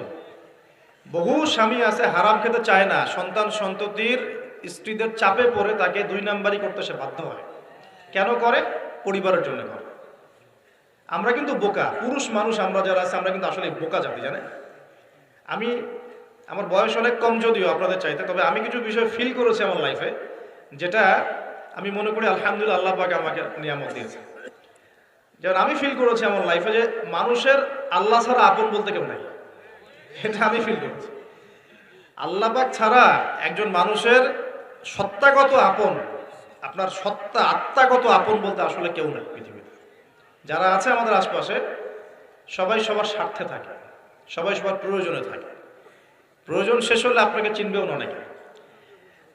আমি যখন ইন্তেকাল করব, এমন হবে 40 দিন পর কেউ আমাদের কবর জিয়ারত করবে কিনা সন্দেহ আছে। এগুলো বাস্তবতা। আর আমরা বোকা কেন জানেন? আমরা এই দুনিয়ার মানুষদের স্বার্থেই, আমার আশপাশের মানুষগুলোর স্বার্থেই সারা জীবন আল্লাহর বিরুদ্ধে চলি, হারাম খাই, সুদ খাই, ঘুষ খাই, দুর্নীতি করে ওদের মুখে হাসি ফোটানোর জন্য। যেই মানুষগুলো আমাকেই চিনবে না পরকালে, বা দুনিয়াতেই মারা গেলে আমাকে চিনবে না, তো সেই মানুষগুলোর জন্য আমি আল্লাহর বিরুদ্ধে চলে যাই। আমরা বোকা না? আর দেখবেন যেসব পুরুষের সৎ থাকতে চায় তারা শেষ বয়সে খুব একা হয়ে পড়ে। খেয়াল করে দেখেন, যে পুরুষটা সৎ থাকতে চায় শেষ বয়সে গিয়ে দেখবেন তারা খুব একাকিত্বে ভুগছে। আর এখন একটা কমন সমস্যা, এটা অনেক প্রবীণ মানুষ যারা আছেন তারা কিন্তু একাকিত্বে ভোগেন, খুব একাকিত্বে ভোগেন। স্ত্রী দেখছে না, সন্তান খোঁজ খবর নিচ্ছে না, বন্ধু বান্ধবরা নাই, হ্যাঁ, বৃদ্ধাশ্রমে গিয়ে পড়ে আছে। পরিবারগুলোতে এখন পুরুষ নির্যাতন বেরোচ্ছে আর কি। সামনে আসেন, এখন কুরসির পরে কি আছে? এই কুরসির উপরে আছে একটা মহাসাগর। কি আছে? মহাসাগর। নাসা কি বলেছে এখন পর্যন্ত? এই জন্য আমরা কেউ বিশ্বাস করি না। কালকেই যদি দেখবেন নাসা বলে দেয় হ্যাঁ একটা মহাসাগরের সন্ধান পাওয়া গেছে, পৃথিবী থেকে লক্ষ কোটি আলোকবর্ষ দূরে, নাম দিয়ে দিল যে .FM0000mm2, একটা নাম দিয়ে দিল। ওরা তো এরকম নাম দেয় আর কি, তাই না? বাস তখন কিন্তু দেখবেন সারা বিশ্বের মানুষ চোখ বন্ধ করে বিশ্বাস করবে কি না? আমরা কিন্তু আল্লাহর প্রতি চোখ বন্ধ করে বিশ্বাসের জায়গায় এই পশ্চিমাদের উপর এখন চোখ বন্ধ করে বিশ্বাস করি। এটা কি বুঝেন? এটা কিন্তু শিরক হচ্ছে, এটাও শিরক হচ্ছে। তো একটা কথা মিস করে গেছি, ইব্রাহিম আলাইহিস সালাম জবাই করার যে পরীক্ষায় পড়েছিলেন তখন কিন্তু তিনি প্রশ্ন করেননি আল্লাহকে, আল্লাহ একজন মাসুম বাচ্চাকে কেন জবাই করব, এর পিছনে যুক্তি কি, এর পিছনে বিজ্ঞান কি, এর পিছনে দর্শন কি, প্রশ্ন করেছিলেন? তিনি একদম সামি'না ওয়া আতা'না, আল্লাহ পাক আদেশ করেছেন, চোখ বন্ধ করে পালন করতে গিয়েছে। ইব্রাহিম আলাইহিস সালাম অন্ধভাবে আল্লাহর আদেশ মেনে চললেন না? আর ইব্রাহিম আলাইহিস সালাম সবচেয়ে বড় মুসলিম না আমি সবচেয়ে বড় মুসলিম? বলেন, কে এই উম্মার নামকরণ করেছেন মুসলিম? সূরা হজ পড়ে দেখেন, হুয়া সাম্মাকুমুল মুসলিমিন। এই হুয়া মানে কে? মিল্লাতে আবিকুম ইব্রাহিম, ইব্রাহিম আলাইহিস সালামের মিল্লাত, তিনি তোমাদের পিতা, যিনি তোমাদের নামকরণ করেছেন কি? মুসলিম। আর আমাদের আদি পিতা হচ্ছেন আদম আলাইহিস সালাম। তো দেখুন প্রিয় ভাইরা, এই মহাসাগরের উপরে আছে কুরসি, যার কথা আমি বলতে গিয়ে এখানে আসলাম। ইবনে সাইয়্যিদ কি বলছে? সে কি দেখে মনে আছে না ভুলে গেছেন? ইবনে সাইয়্যিদ কে? নবী সাল্লাল্লাহু আলাইহি ওয়াসাল্লাম যাকে ইনভেস্টিগেট করছেন মদিনায়, কোথায় একটু খেয়াল রাখেন, তামিমদারি দ্বীপে দেখে আসছেন। কোথা থেকে আসছেন? দ্বীপে। আর নবী সাল্লাল্লাহু আলাইহি ওয়াসাল্লাম ইনভেস্টিগেট করছেন কোথায়? মদিনায়। আচ্ছা, তো এখন এই ব্যক্তি বলছে আমি আরশ দেখি। নবী সাল্লাল্লাহু আলাইহি ওয়াসাল্লাম বলে আরশ কোথায়? সে বলছে আরশ পানির উপরে। কোথায়? পানির উপরে। তখন নবী সাল্লাল্লাহু আলাইহি ওয়াসাল্লাম বলছেন তুমি তো তাহলে শয়তানের আরশ দেখছো। কার আরশ দেখছে? শয়তানের কিন্তু আরশ আছে, শয়তানেরও কিন্তু একটা আরশ আছে। কোথায় এটা জানেন? সমুদ্রের উপরে। অনেকে বলে যে ভাই বারমুদা ট্রায়াঙ্গেলে আছে নাকি, তো এটা আমরা জানি না, এভাবে বলা যাবে না, এটা আমরা ব্যাখ্যা করতে পারবো না, আল্লাহ ভালো জানেন। তো এখন শয়তানও কিন্তু সিংহাসনে বসে, দিন শেষে বসে ওর যে চেলা চামুন্ডা যারা আছে ওদেরকে ডাকে, ডেকে বলে আজকে কি করাইছো তোমরা? একজন বলে যে আমি তো জেনা করাই দিছি দুজনের মধ্যে, আমি মদ খাইয়েছি মানুষকে, আমি মানুষকে পরকীয়ায় লিপ্ত করেছি, আমি একজনকে একজনের বিরুদ্ধে উস্কে দিয়ে হত্যা করিয়ে দিয়েছি। এরকম করে শয়তানরা বলতে থাকে। তো ইবলিস বলে না, তোমরা তেমন কোনো কাজ করতে পারো না। ইতিমধ্যে একজন শয়তান এসে বলে যে আমি একটা কাজ করেছি। কি কাজ করেছো? যে আমি একটা পরিবারের স্বামী স্ত্রীর মধ্যে বিচ্ছেদ ঘটিয়ে দিয়েছি। কি করেছে? এটা এখন বেশি হচ্ছে না? বেশি হচ্ছে না? আপনারা খবর রাখেন না মনে হয়, পড়াশোনা করে দেখেন, প্রতি ৩-৪ মিনিট একটা ডিভোর্সের ঘটনা ঘটে, প্রতি ৩-৪ মিনিটের মধ্যে। তো এবার শয়তান তাকে ডাকে, এদিকে আসো, তুমি একটা কাজের কাজ করেছো। তখন নিজের গলার যে মালা বা যেটা আমরা গোল্ড মেডেল বলি, অ্যাওয়ার্ড যেটা বলি, এটা তার গলায় সে পরিয়ে দেয়, দিয়ে বলে তুমি একটা কাজের কাজ করেছো। তার মানে আমরা বুঝতে পারলাম শয়তানের কাছে সবচেয়ে বড় একটা মিশন কি? পরিবারগুলোকে ধ্বংস করে দেয়। খুব সতর্ক থাকতে হবে আমাদের সবাইকে। আল্লাহ পাক আমাদের সবাইকে ধৈর্য দান করুন। আর পরিবার টিকে থাকে ধৈর্যের উপরে। আরেকটা বিষয় বলে দিই, স্বামী স্ত্রীর মধ্যে, যুবকরা এটা উপকৃত হবেন ইনশাআল্লাহ, স্বামী স্ত্রীর মধ্যে শুধুমাত্র ভালোবাসা পরিবার টিকানোর জন্য যথেষ্ট না। স্বামী স্ত্রীর মধ্যে ভালোবাসার চাইতেও বেশি প্রয়োজন হচ্ছে একে অপরের প্রতি বিশ্বাস। কি দরকার? বিশ্বাস না থাকলে ভালোবাসা টিকবে না। প্রয়োজন একে অপরের সম্মানবোধ, একজন একজনের সম্মানটা যেন বোঝে এবং আনুগত্যের প্রয়োজন আছে। স্ত্রীরা যদি স্বামীদের আনুগত্য না করে সংসার টিকে না, সংসার ভেঙে যায়। বিশ্বাস, আনুগত্য, ভক্তি, সম্মান, শ্রদ্ধা এর সাথে যখন ভালোবাসা যুক্ত হবে তখন পরিবারটা ইনশাআল্লাহ জান্নাতি পরিবার। আর কিছু বলদ আবার বলে দিতে পারে যে পরিবারকে আবার জান্নাতের সাথে তুলনা করে ফেললাম। এটা কি পরিবারকে জান্নাতের সাথে তুলনা করে দিলাম? জান্নাতি পরিবার মানে কি? পরিবারের মধ্যে আপনি সুখে আছেন। কিছু মানুষ কথার রূপকথাও ধরতে পারে না। এমনও কিছু মিন মাইন্ডেড মানুষ আমাদের সমাজে আছে, কথা সেন্টেন্সের রূপকথাও ধরার মতো জ্ঞান আল্লাহ পাক তাদেরকে দেন না। ইউসুফ আলাইহিস সালামকে ডাকছেন, ইউসুফ আলাইহিস সালাম সামনে আসলেন। এখন ওই যে আজিজ তার স্ত্রী মহিলাদেরকে ডেকে বলছেন তোমাদের হাতে একটা করে চাকু, একটা করে ফল আছে, ইউসুফ আসো, বাইরে আসো। ইউসুফ বের হলেন। ইউসুফ আলাইহিস সালামকে দেখে এই মহিলারা কি করেছিল, ওই ফল কাটতে গিয়ে হাত কেটে ফেলছে। হাত কেটে ইউসুফের দিকে তাকিয়ে তারা বলছে যে মা হাযা ইল্লা বাশারা, এটা তো মানুষ না, ইনি তো মনে হচ্ছে মালাকুন কারীম, একজন সম্মানিত ফেরেশতা। কি বলছেন মেয়েরা? এ তো মানুষ না, এ তো মনে হচ্ছে ফেরেশতা, এত সুদর্শন, এত সুন্দর মানুষ হয়। তো এখন এই মহিলাগুলো কি ইউসুফ আলাইহিস সালামকে ফেরেশতার সাথে তুলনা করলো? বুঝতে পারেন না কথা? এই মহিলারা কি ইউসুফ আলাইহিস সালামকে ফেরেশতা বানায় দিল, না একটা উপমা দিয়েছে? আশ্চর্য একটা বিষয়। আপনি যদি মদিনায় যান, পরিবেশ দেখে বলেন মাশাআল্লাহ একটা জান্নাতি পরিবেশ আছে, মানে কি আপনি মদিনা সমান সমান জান্নাত বানালেন? মানে এরা বাম পক্ষ সমান সমান ডান পক্ষ প্রমাণিত, এই তত্ত্বে বিশ্বাস করে। মানে ওই যে left hand side right hand side অঙ্ক করছেন না, 2 + 2 = 4। কি বলবো, কাশ্মীর একটা জায়গা আছে না, কাশ্মীর একটা রিনাউন্ড প্রবাদ হচ্ছে কাশ্মীরকে এই পৃথিবীর ভূস্বর্গ বলা হয়, শোনেন নাই? কাশ্মীরকে এই পৃথিবীর ভূস্বর্গ, তার মানে কি কাশ্মীর আর জান্নাত সমান সমান, কাশ্মীর সমান সমান জান্নাত? এখন আপনি ইন্তেকাল করলে, আমরা ইন্তেকাল করলে কবর হবে হয় জান্নাতের বাগান, না হলে কি জাহান্নামের গর্ত। এখন একজন জান্নাতি মানুষ মনে করেন, একজন জান্নাতি মানুষ আমরা যার ব্যাপারে জানি যে তিনি জান্নাতি, যেমন এক্সাম্পল দিচ্ছি, নাম হচ্ছে মুয়াজ বিন জাবাল, নাম জানেন? সাহাবী নাম শুনেছেন? মুয়াজ বিন জাবাল রাদিয়াল্লাহু আনহু ইনশাআল্লাহ জান্নাতি না জাহান্নামী? ইনশাআল্লাহ জান্নাতি। এখন মাওলানা তারেক জামিল সাহেব তিনি তার হাফিজাহুল্লাহ তার কবর জিয়ারত করতে গিয়েছেন এই কয়দিন আগে ঘটনা। আর সেখানে গিয়ে তিনি বলছেন যে আমি কবরের সামনে দাঁড়িয়ে আমি দোয়া করতে শুরু করলাম, মিশকাম্বরের ঘ্রাণ পেতে শুরু করলাম। মাওলানা তারেক জামিল হুজুরের ভিডিও ক্লিপ আছে, দেখেন ইউটিউবে। তিনি বলছেন এখন এই যে সাহাবী মুয়াজ বিন জাবাল একজন জান্নাতি সাহাবী, তো তার মাকবারা থেকে যে মিশকাম্বরের ঘ্রাণ আসলে এটা কি জাহান্নাম থেকে আসবে? এখন কেউ যদি বলে যে মাশাআল্লাহ এই ঘ্রাণ শুনে তো মনে হচ্ছে যে এটা জান্নাতি ঘ্রাণ, তার মানে কি সেই কবরটাকে জান্নাতের সাথে তুলনা করলো? মানে কবরটা সমান সমান জান্নাত।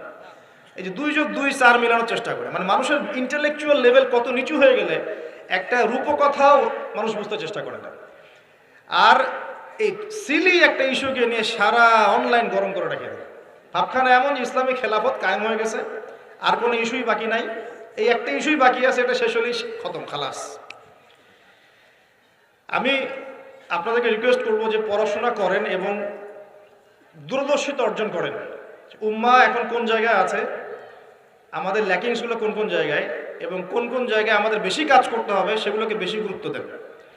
আর দিন শেখার জন্য অনলাইন একমাত্র প্ল্যাটফর্ম নয়, এখানে পুরো থাকবেন না। এখানে ফিতনা বেশি, এখানে জ্ঞানের চাইতে ফিতনা কিন্তু বেশি। এখানে জ্ঞান যতটুকু পাবেন তার চেয়ে ফিতনা ফাসাদ বেশি। এর চেয়ে আমি রিকোয়েস্ট করি আপনারা কনস্ট্রাকটিভ সিলেবাসে পড়াশোনা করে আলেম ওলামাদের সংস্পর্শে থাকবেন, মসজিদ মাদ্রাসার সাথে সম্পৃক্ততা রাখবেন, যারা হকপন্থী ওলামায়ে কেরাম তাদের সাথে সম্পৃক্ততা রেখে দিন চর্চা করবেন। অনলাইন ইউটিউব খালি লেকচার শোনার উপর ডিপেন্ডেন্ট হয়ে যাবে, সব কিছু লেকচারে কিন্তু পাওয়া যাবে না, এগুলো বিভ্রান্তি সৃষ্টি করতে পারে আপনারা। যেমন আপনি অনলাইনে ঢুকলেন, দেখলেন অমুক হুজুর যা বললেন অমুক হুজুরের বিরুদ্ধে, এই যে আপনি একটা কি শিখলেন, আপনি গীবত শিখলেন, আপনি সমালোচনা সংস্কৃতি শিখলেন, আপনি শিখলেন যে কিভাবে ছোট লোক হতে হয়। হ্যাঁ, আপনি আবার আরেকটা ক্লিপে দেখলেন যে যার বিরুদ্ধে বলেছে সে আবার যা বললো তার বিরুদ্ধে কন্টেন্ট আছে না। এখন আপনি ওখানে গিয়ে দেখলেন যে কিভাবে কুতর্ক করতে হয়। আসলে শিখলেনটা কি? আপনি কিছু শেখেন নাই কিন্তু। আপনি আদতে কিন্তু কিছু শিখতে পারলেন না। এখন অনলাইনের পুরো জগৎটা এভাবে ভরে গেছে। আমি এমনও দেখেছি, মানে তাজ্জিব হয়ে যায় এগুলো কথা বলতে আমার, মানে খুব আমি হীনমন্যতায় ভুগছি কথাগুলো বলার ক্ষেত্রে, কিন্তু আপনাদের ইন্টেলেকচুয়াল লেভেলটাকে রাইজ করার স্বার্থে কথাগুলো বলছি। কারণ আমি আপনাদেরকে ভাই মনে করি। বাংলাদেশের প্রত্যেক সেক্টরের মানুষকে আমি আমার আপন ভাইয়ের মতো মনে করি, হোক সে পলিটিশিয়ান, হোক সে ইকোনমিস্ট বা প্রশাসনের লোক বা সাধারণ জনগণ, হুএভার হি ইজ। আপনি যখন পুরো জাতির সবাইকে আপন করতে পারবেন না, তাদেরকে নসিহত করতে পারবেন না, সাম্প্রদায়িক হয়ে যাবেন, তখন আপনি একটা সম্প্রদায়ের স্বার্থ দেখবেন, অন্যদের স্বার্থ আপনি দেখতে পারবেন না। দেখুন, আমার কথাটা গৌরবের সাথে শুনুন। একজন ব্যক্তি বিশুদ্ধ করে কোরআনও তেলাওয়াত করতে পারে না। একটা আয়াত তেলাওয়াত করতে আমি নিজে দেখছি তার 15-20টা ভুল হচ্ছে। এই ভুলগুলো এমন মেজর মেজর ভুল হচ্ছে যে আয়াতের অর্থ বিকৃত হয়ে যাচ্ছে। সেই মানুষকে দেখলাম স্টেজের মধ্যে বসে বড় বড় আলেম যারা ইফতা ফারেগ হয়েছেন, বড় মুহাদ্দিস মুফাসসির মুফতি হয়ে গেছেন, ওই মুফতি সাহেবদেরকে সরাসরি স্টেজে চ্যালেঞ্জ করছে যে বুকের পাটা থাকলে আমার সামনে আয়। অথচ আমি নিজে তেলাওয়াত শুনে দেখলাম সূরা নিসার একটা আয়াত তেলাওয়াত করতে 12টা ভুল করে ফেলেছে। তেলাওয়াতই হয় না, মানে মদ মাখরাজ মক্তব আছে না, মক্তব, এই মক্তবের লেভেলের বাচ্চারা যে তেলাওয়াতটা পারে সেই তেলাওয়াতটাও পারে না। এটা আপনারা হয়তো বুঝবেন না, কারণ অনেকে বুঝবেন না, যারা আলেম তারা বুঝবেন কথাটা। এখন এই এই যে কুতর্কের সমালোচনার অপসংস্কৃতি ইউটিউব ফেসবুকের মধ্যে দিয়ে ছড়িয়ে গেল না, সে যে লেভেলে আছে, ওই মুফতি যাকে সে চ্যালেঞ্জ করছে সেই মুফতির সামনে তার মিনিমাম 2 বছর কোরআনই পড়া উচিত, মিনিমাম 2টা বছর খালি বসে বসে কোরআন তেলাওয়াত করা শেখা উচিত। সে স্টেজে উঠে ফাখর করে তাকে বলছে বাহাসের জন্য আসো, এখনই বাহাসের আসো। কি মনে করছেন শরীয়তকে? কোরআন তেলাওয়াত করার তো একটা প্রাথমিক লেভেলের বিষয়। এরপরে ব্যাকরণ জানতে হয়, এর নাহু সরফের জ্ঞান দরকার হয়, এর বালাগাতের জ্ঞান দরকার হয়, এর উসুল জানতে হয়, ইবারত পড়া শিখতে হয়, হাদিসের কিতাবগুলো আপনার গবেষণা করার যোগ্যতা অর্জন করতে হয়, ফিকহের বইগুলো পড়তে হয়, উসুলে ফিকের বই পড়তে হয়, উসুলে হাদিসের বই পড়তে হয়, আকীদার বই পড়তে হয়। কত পড়াশোনা করে একজন মানুষ মুফতি হয়, ইফতা করে, মুফতি হয়। আর আমাদের উদ্ধত্ত দেখছেন, এই উদ্ধতের অবস্থাটা অনলাইন করে দিল না। মানে আমি এই জন্য রিকোয়েস্ট করতেছি যে কনস্ট্রাকটিভ সিলেবাসে পড়াশোনা করবেন, আলেম ওলামার সাথে সম্পর্ক রেখে সিলেবাস মেনটেন করে পড়াশোনা করবেন। শুধুমাত্র অনলাইন ডিপেন্ডেন্ট হয়ে দিন শিখতে চান না, আপনি বিভ্রান্ত হয়ে যাবেন। এখন শোনেন, এই ব্যক্তিকে নবী সাল্লাল্লাহু আলাইহি ওয়াসাল্লাম জিজ্ঞাসা করলেন কি তুমি কি দেখো? সে বলছে আমি কি দেখি? আরশ। আরশ কোথায়? সমুদ্রে। তুমি তো শয়তানের আরশ দেখো। এবার দ্বিতীয় প্রশ্ন করছে, তুমি কি বিশ্বাস করো যে আমি মুহাম্মদ শেষ নবী? তুমি কি বিশ্বাস করো যে আমি মুহাম্মদ শেষ নবী? এখন এই ব্যক্তি বলছে, ব্যক্তি নাকি আসলে ছোটই বলা যায়, ইবনে সাইয়্যিদ, তার নাম কি? ইবনে সাইয়্যিদ। সে বলছে আপনি কি স্বীকার করেন যে আমি নবী? কে বলছে? ইবনে সাইয়্যিদ। এই কথা শোনার সাথে সাথে ওমর রাদিয়াল্লাহু আনহু তিনি বলেন, ইয়া রাসূলুল্লাহ, সে তো নিজেকে নবী দাবি করছে, আপনি আমাকে অনুমতি দেন, আমি এক কোপে তার গর্দানটা নামায় ফেলে দেব। তার দলে কি করবে? যোগ দিবে। আরো একটা শ্রেণী তার সাথে যোগ দিবে, সেটা হচ্ছে এক শ্রেণীর মহিলা। এক শ্রেণী কি? মহিলা। এই মহিলাগুলাকে বাড়ির পিতা বা স্বামী বা ভাই বাসায় বেঁধে রাখতেও পারবে না, বাঁধন ছিন্ন করে বেরিয়ে চলে যাবে। তো বাঁধন ছিন্ন করে বেরিয়ে যাওয়ার একটা দর্শন চালু হয়েছে না সমাজে? কথা কি বোঝেন কিছু? ফ্যামিনিস্ট রেভলিউশন বলে। কি বলে? Feminist revolution. মেয়েদেরকে আপনি আর ঘরে রাখতে পারছেন না। এখন কোন জায়গায় চলে গেছে আমি মানে বলতে লজ্জা পাচ্ছি, কিন্তু আপনাদেরকে বলি, কারণ আপনারা এই শহরেরই বাসিন্দা এবং এই শহরের ভবিষ্যৎ আপনার হাতে। এই ঢাকা সিটির ভবিষ্যৎ আপনাদের হাতে না? আচ্ছা, গতকালে নিজের চোখে দেখা কথা বলি, গতকাল নিজের চোখে আমি দেখেছি যা, এক চোখের এক পলকে যা দেখেছি, এক পলকে, এই যে এবার তাকালাম এতটুকু। আমরা আসছিলাম ওই যে পূর্বাচল দিয়ে মাহফিলে যাব, আমরা চাঁদপুর যাব, ওদিক দিয়ে বের হয়ে। গাড়িতে বসে আমরা সাধারণত কি করি? বই পড়ি বা ফোনে কথা বলি বা পরিবারের খোঁজ খবর নেই। গাড়িতে বই পড়তে পড়তে চোখ লেগে যায় না অনেক সময়?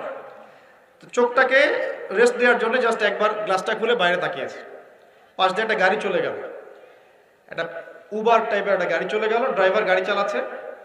পিছনের সিটে, আপনার শহরের অবস্থা বলছি, পিছনের সিটে আমি দেখলাম যে একটা ছেলে এভাবে বসে আছে, আমি যেভাবে বসে আছি, আর একটা মেয়ে তার উপরে উঠে বসে আছে ওপেন রাস্তার মধ্যে। এটা আপনাদের শহর। আমি যে বলি যে কিয়ামতের যত সায়েন্সগুলো আছে, নিদর্শনগুলো, সেগুলো মোটামুটি প্রকাশ পেয়ে গেছে সব শহরগুলোতে, আপনারা তো বিশ্বাস করতে চান না। নবীজি এটার কথাই বলছিলেন হাদিসে যে কিয়ামত ততদিন পর্যন্ত হবে না যতদিন পর্যন্ত মানুষ গরু গাধার মতো রাস্তাঘাটে জেনা করবে না।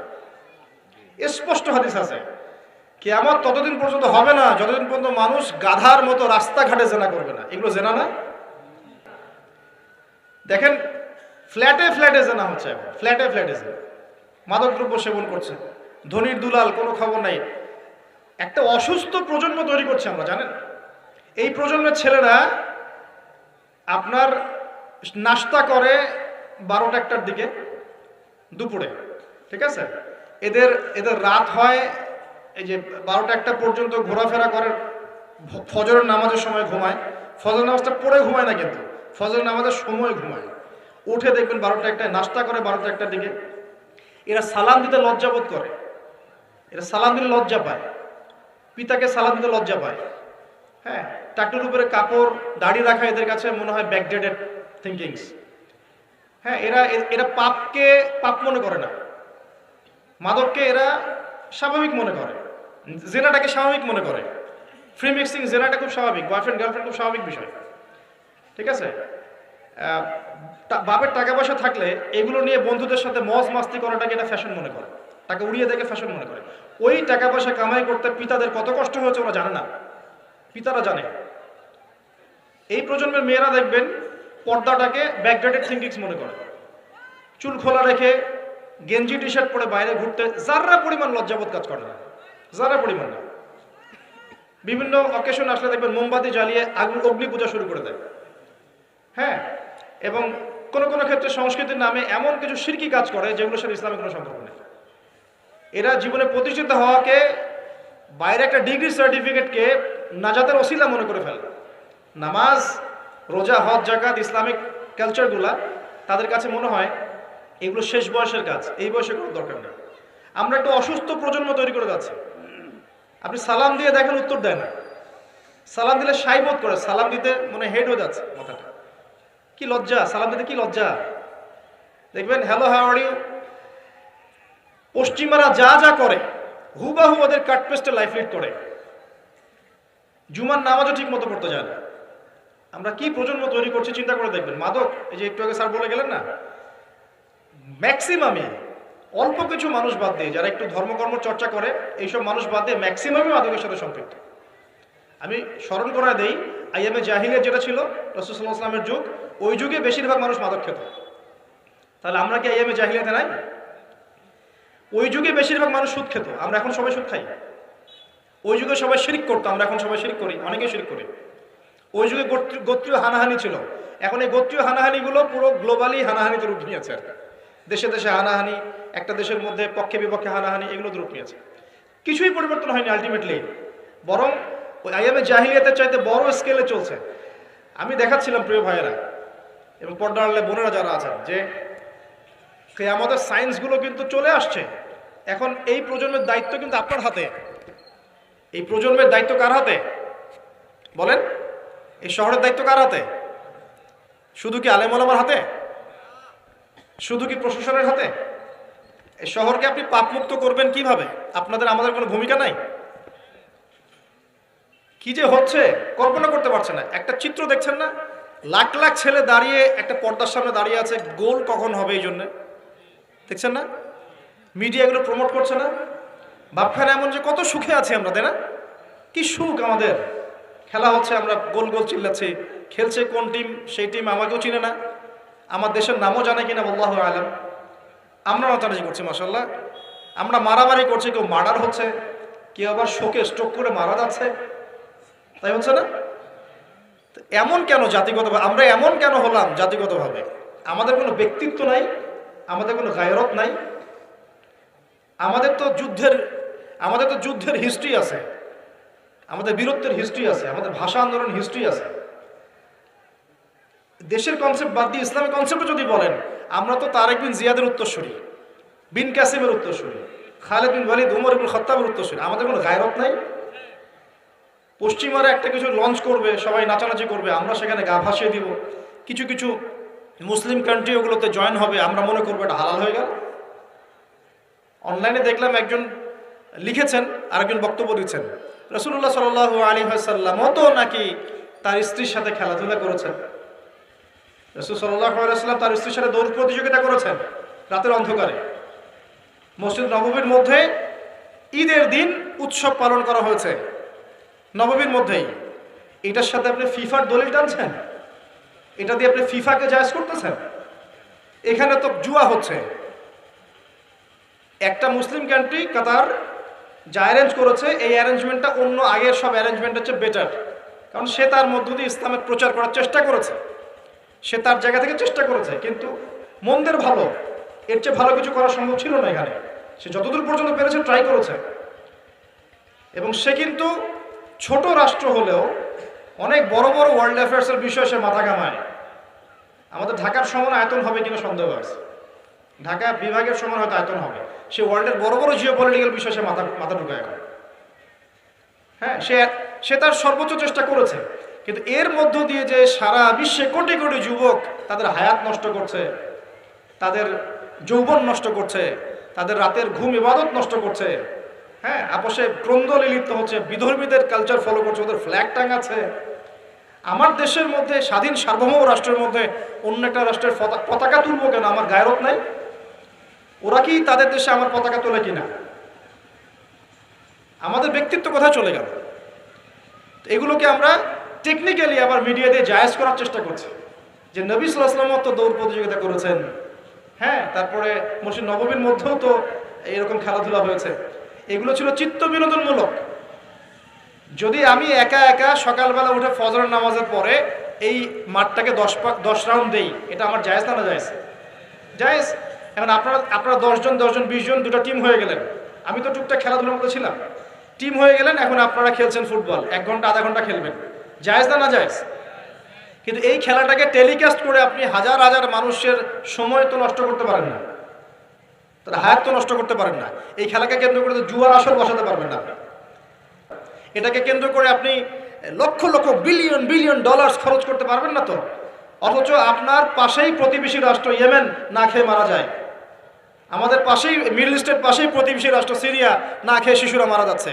প্রতিবেশী না খেয়ে থাকে, আমি পেট ভরে খাই, আমি মুমিন নাকি? প্রতিবেশী না খেয়ে থাকে আর আমি পেট ভরে খাই, আমি কি মুমিন নাকি?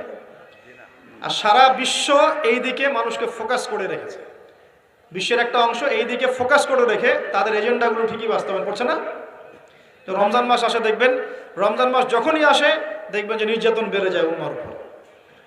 যে সময়ে উম্মার ইকোনমিক অবস্থা ভালো না, সামরিক অবস্থায় তাদের মুখোপেক্ষী হয়ে থাকতে হচ্ছে, যে সময় আমাদের ভিতরে পলিটিক্যাল বিরোধগুলো দেখা দিচ্ছে, আমরা ইউনাইটেড হতে পারছি না, যে সময় যুব সমাজরা মাদকে আসক্ত হয়ে আছে, পর্নোগ্রাফিতে আসক্ত হয়ে আছে, দিনের ইলম কালাম অর্জন করছে না, নামাজ ঠিক মতো পড়ছে না, কুরআন তেলাওয়াত করা শিখছে না, যে সময়ে ইভেন আলেম ওলামাদের মধ্যে ঐক্য দেখা যাচ্ছে না, যে সময়ের মধ্যে আমরা পরিবারগুলোর ভাঙন দেখতে পাচ্ছি, আমাদের পরবর্তী প্রজন্ম কোন পরিবেশে বড় হবে সেই নিশ্চয়তা দিতে পারি না, যে পরিবেশে একটা 5 বছরের ছোট্ট বাচ্চা আয়াতকে কেটে টুকরা টুকরা করে ফেলা হয়, এইখানে আমরা বসে বসে রং তামাশা দেখতেছি টিভির সামনে বসে। এই সমাজটা পরিবর্তনের দায়িত্ব আমাদের কারো ঘাড়েই নাই? শুধু কি পলিটিশিয়ানদের দায়িত্ব? শুধু কি প্রশাসনেরই দায়িত্ব? আমাদের সবাইকে নাকে তেল দিয়ে ঘুমানোর জন্য পৃথিবীতে আসছি? এই যুব সমাজ তো জানেই না, বোঝেই না ওদেরকে কি কারণে এই পৃথিবীতে পাঠানো হয়েছে। সে যে মুসলিম, তার যে দায়িত্ব কর্তব্য আছে, আল্লাহ পাক যে তাকে সৃষ্টি করেছেন তার ইবাদত করার জন্য এবং আল্লাহর জমিনে দিনটার প্রচার প্রসার ঘটানোর জন্য, তার কোনো ফিকির আছে? একটা পর্দার সামনে দাঁড়িয়ে এসে আধা ঘন্টা 1 ঘন্টা 1.5 ঘন্টা সময় নষ্ট করে ফেললো, তার ফিজিক্যাল কোনো উপকারও কিন্তু নাই, আছে? কি অবস্থা, মানে মিডিয়া যে কি প্রমোটটা করতেছে, মেয়েদেরকে ফেসবুকে ঢুকলে মেয়েদেরকে দেখবেন যে মেসি মেসি করে পাগল হয়ে বলছে আর্জেন্টিনার পতাকা গায়ে দিয়ে, যে আপনি মেসিকে পেলে কি করতেন? এক মেয়ে বলছে আমি কিস করতাম। তো জামাই হয়তো, হ্যাঁ, জামাই না? তাহলে মানে কি শেখাচ্ছি আমরা মানুষকে? একটু ভালো করে লক্ষ্য করে দেখেন। আমার মেয়ে, মনে করেন আপনার মেয়ে আছে না, আপনার মেয়েকে আপনি 5 বছর 7 বছর হয়তো বাসায় টাইটলি আপনি মানুষ করতে পারবেন। অসংখ্য ছোট ছোট মেয়ে বাচ্চা এখন বাইরে বের হয়ে ধর্ষণের শিকার হচ্ছে না? কোন সমাজে আপনি আপনার সন্তানকে রেখে যাচ্ছেন চিন্তা করবেন না একটুও? আমরা একা একা যদি ভালো মানুষও হতে চাই, পারবো না তো। আমি আমার মেয়েকে কতদিন পর্যন্ত বাসায় বন্দি করে রাখবো? সে যখন বাইরে যাবে কি দেখবে? বাইরে দেখবে প্রতারণা, বাইরে দেখবে মিথ্যা, বাইরে দেখবে ধর্ষণ, বাইরে দেখবে ইফটিজিং, বাইরে বেপরদামি, বাইরে অশ্লীলতা। আপনার ছেলে বড় হয়ে এগুলো শিখবে। ছোট্ট একটা বাচ্চা আমাদের বাসায় আছে, ও গালে হাত দিলে হাসে। তা আমি তাকায় থাকি আর ভাবি যে 5 বছর হাস আগে, 5 বছর পরে যখন তুই দুনিয়াটা বুঝতে শিখবি, অটোমেটিক হাসি বন্ধ হয়ে যাবে। কোন জায়গায় আপনি বাচ্চাকে রেখে যাচ্ছেন চিন্তা করে দেখে নেবেন।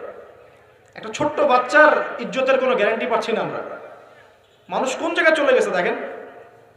মাদক অ্যাভেলেবল হয়ে গেছে। পর্নোগ্রাফি দেখে না 5% ছেলেও পাওয়া যাবে না। আর যারা পর্ন দেখে ভিতর থেকে এরা পশু হয়ে গেছে। এর কাছে একটা বাচ্চাকে দিলেও সে রেপ করে রেখে দিবে। চিন্তা করে দেখেন না, বিগত 50 বছরে ধর্ষণের সংখ্যা বেড়েছে না কমেছে? কি পরিমাণ বেড়েছে? বেড়েছে কি পরিমাণে? পর্নোগ্রাফির পরিমাণটা কি পরিমাণ বাড়ছে? মাদক কি পরিমাণে বেড়েছে? এখন এই দায়িত্ব শুধু প্রশাসনের না, শুধু পলিটিশিয়ানদের না, আমাদের সবার দায়িত্ব আছে তো। আমরা যদি যার যার জায়গা থেকে দায়িত্ব পালন করতে আজকে পিছুপা হয়ে যাই, বিশ্বাস করেন আগামী 10-20 বছর পরে আমাদের সন্তান একটা ভয়ঙ্কর বিশ্ব দেখবে আসে।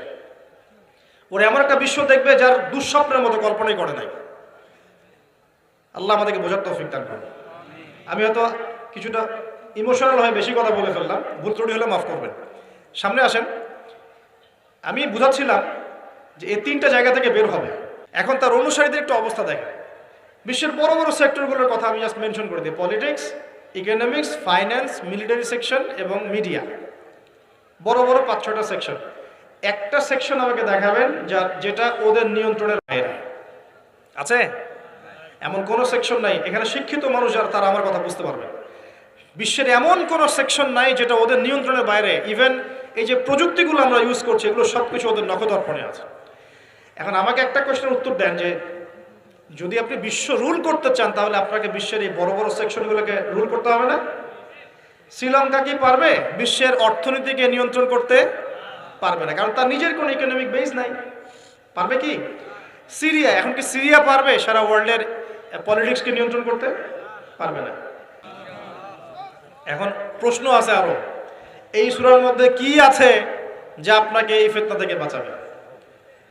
এটা জানার জন্য আপনাকে আসহাবুল কাহাফের ঘটনা পড়তে হবে। ওই যে 9 জন যুবকের কথা বলেছিলাম, 309 বছর ঘুমিয়েছিল, আল্লাহ পাক আবার ঘুম থেকে উঠিয়েছেন। ডিটেলস বলার সময় নেই, বাসায় গিয়ে পড়বেন। এবং এই বিষয়গুলো বোঝার আগে মুসা এবং খিদর আলাইহিস সালামের ঘটনাটাও পড়তে হবে। যে বাহ্যিক চোখে যা দেখা যাচ্ছে ওটা বাস্তবতা নয়। বাস্তবতা ওটাই যে আল্লাহ নূর দিয়ে খিদর আলাইহিস সালাম দেখছেন। আমি একটা জায়গা থেকে আলোচনা শেষ করে দেবো এখানে।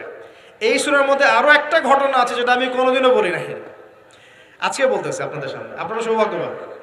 এই ঘটনা আমি আজ পর্যন্ত কোনো লেকচারে বলি নাই।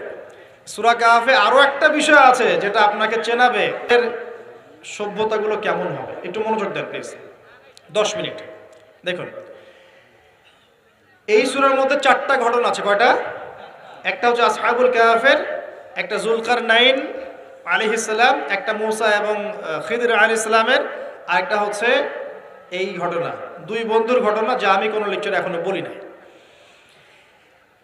এই ঘটনাটা সূরা কাহফের 32 নম্বর আয়াত থেকে শুরু করে মোটামুটি ভাবে আপনার 46, 47, 48 এরকম পর্যন্ত বড় একটা ঘটনা আছে। আমি খুব শর্ট করে বলছি।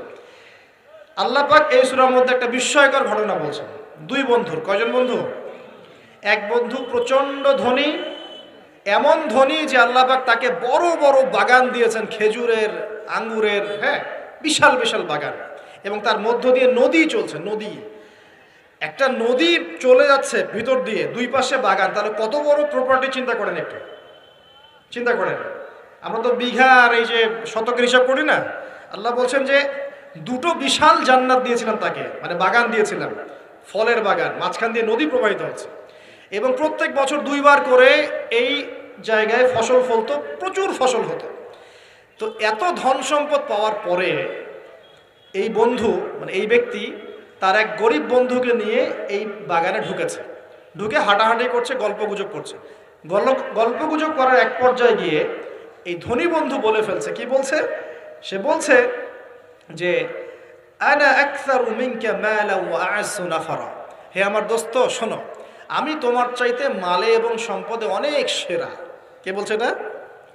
এই ধনী বন্ধু। আমরা কিন্তু এরকম কথা বলি না? এই ধনী বন্ধু হচ্ছে বস্তুবাদী মানুষ, মানে বাড়ি গাড়ি টাকা করি স্ট্যাটাস, এটাই তার কাছে সবকিছু। বুঝতে পারছেন কথা? সে তার বন্ধুকে বলছে তুমি তো গরিব, আমি তোমার চেয়ে অনেক সেরা টাকায় পয়সায় ধন দৌলতে। এমন মানসিকতা আমাদের মধ্যে আছে না অনেকের? আচ্ছা, এবার সে আরো বলছে যে ওয়াদাখালা জান্নাতাহু ওয়া হুয়া যালিমুল লিনাফসি, সে তার জান্নাতে প্রবেশ করলো, তার নফসের উপর সে জুলুমও করে বসলো। কিভাবে জুলুম করলো?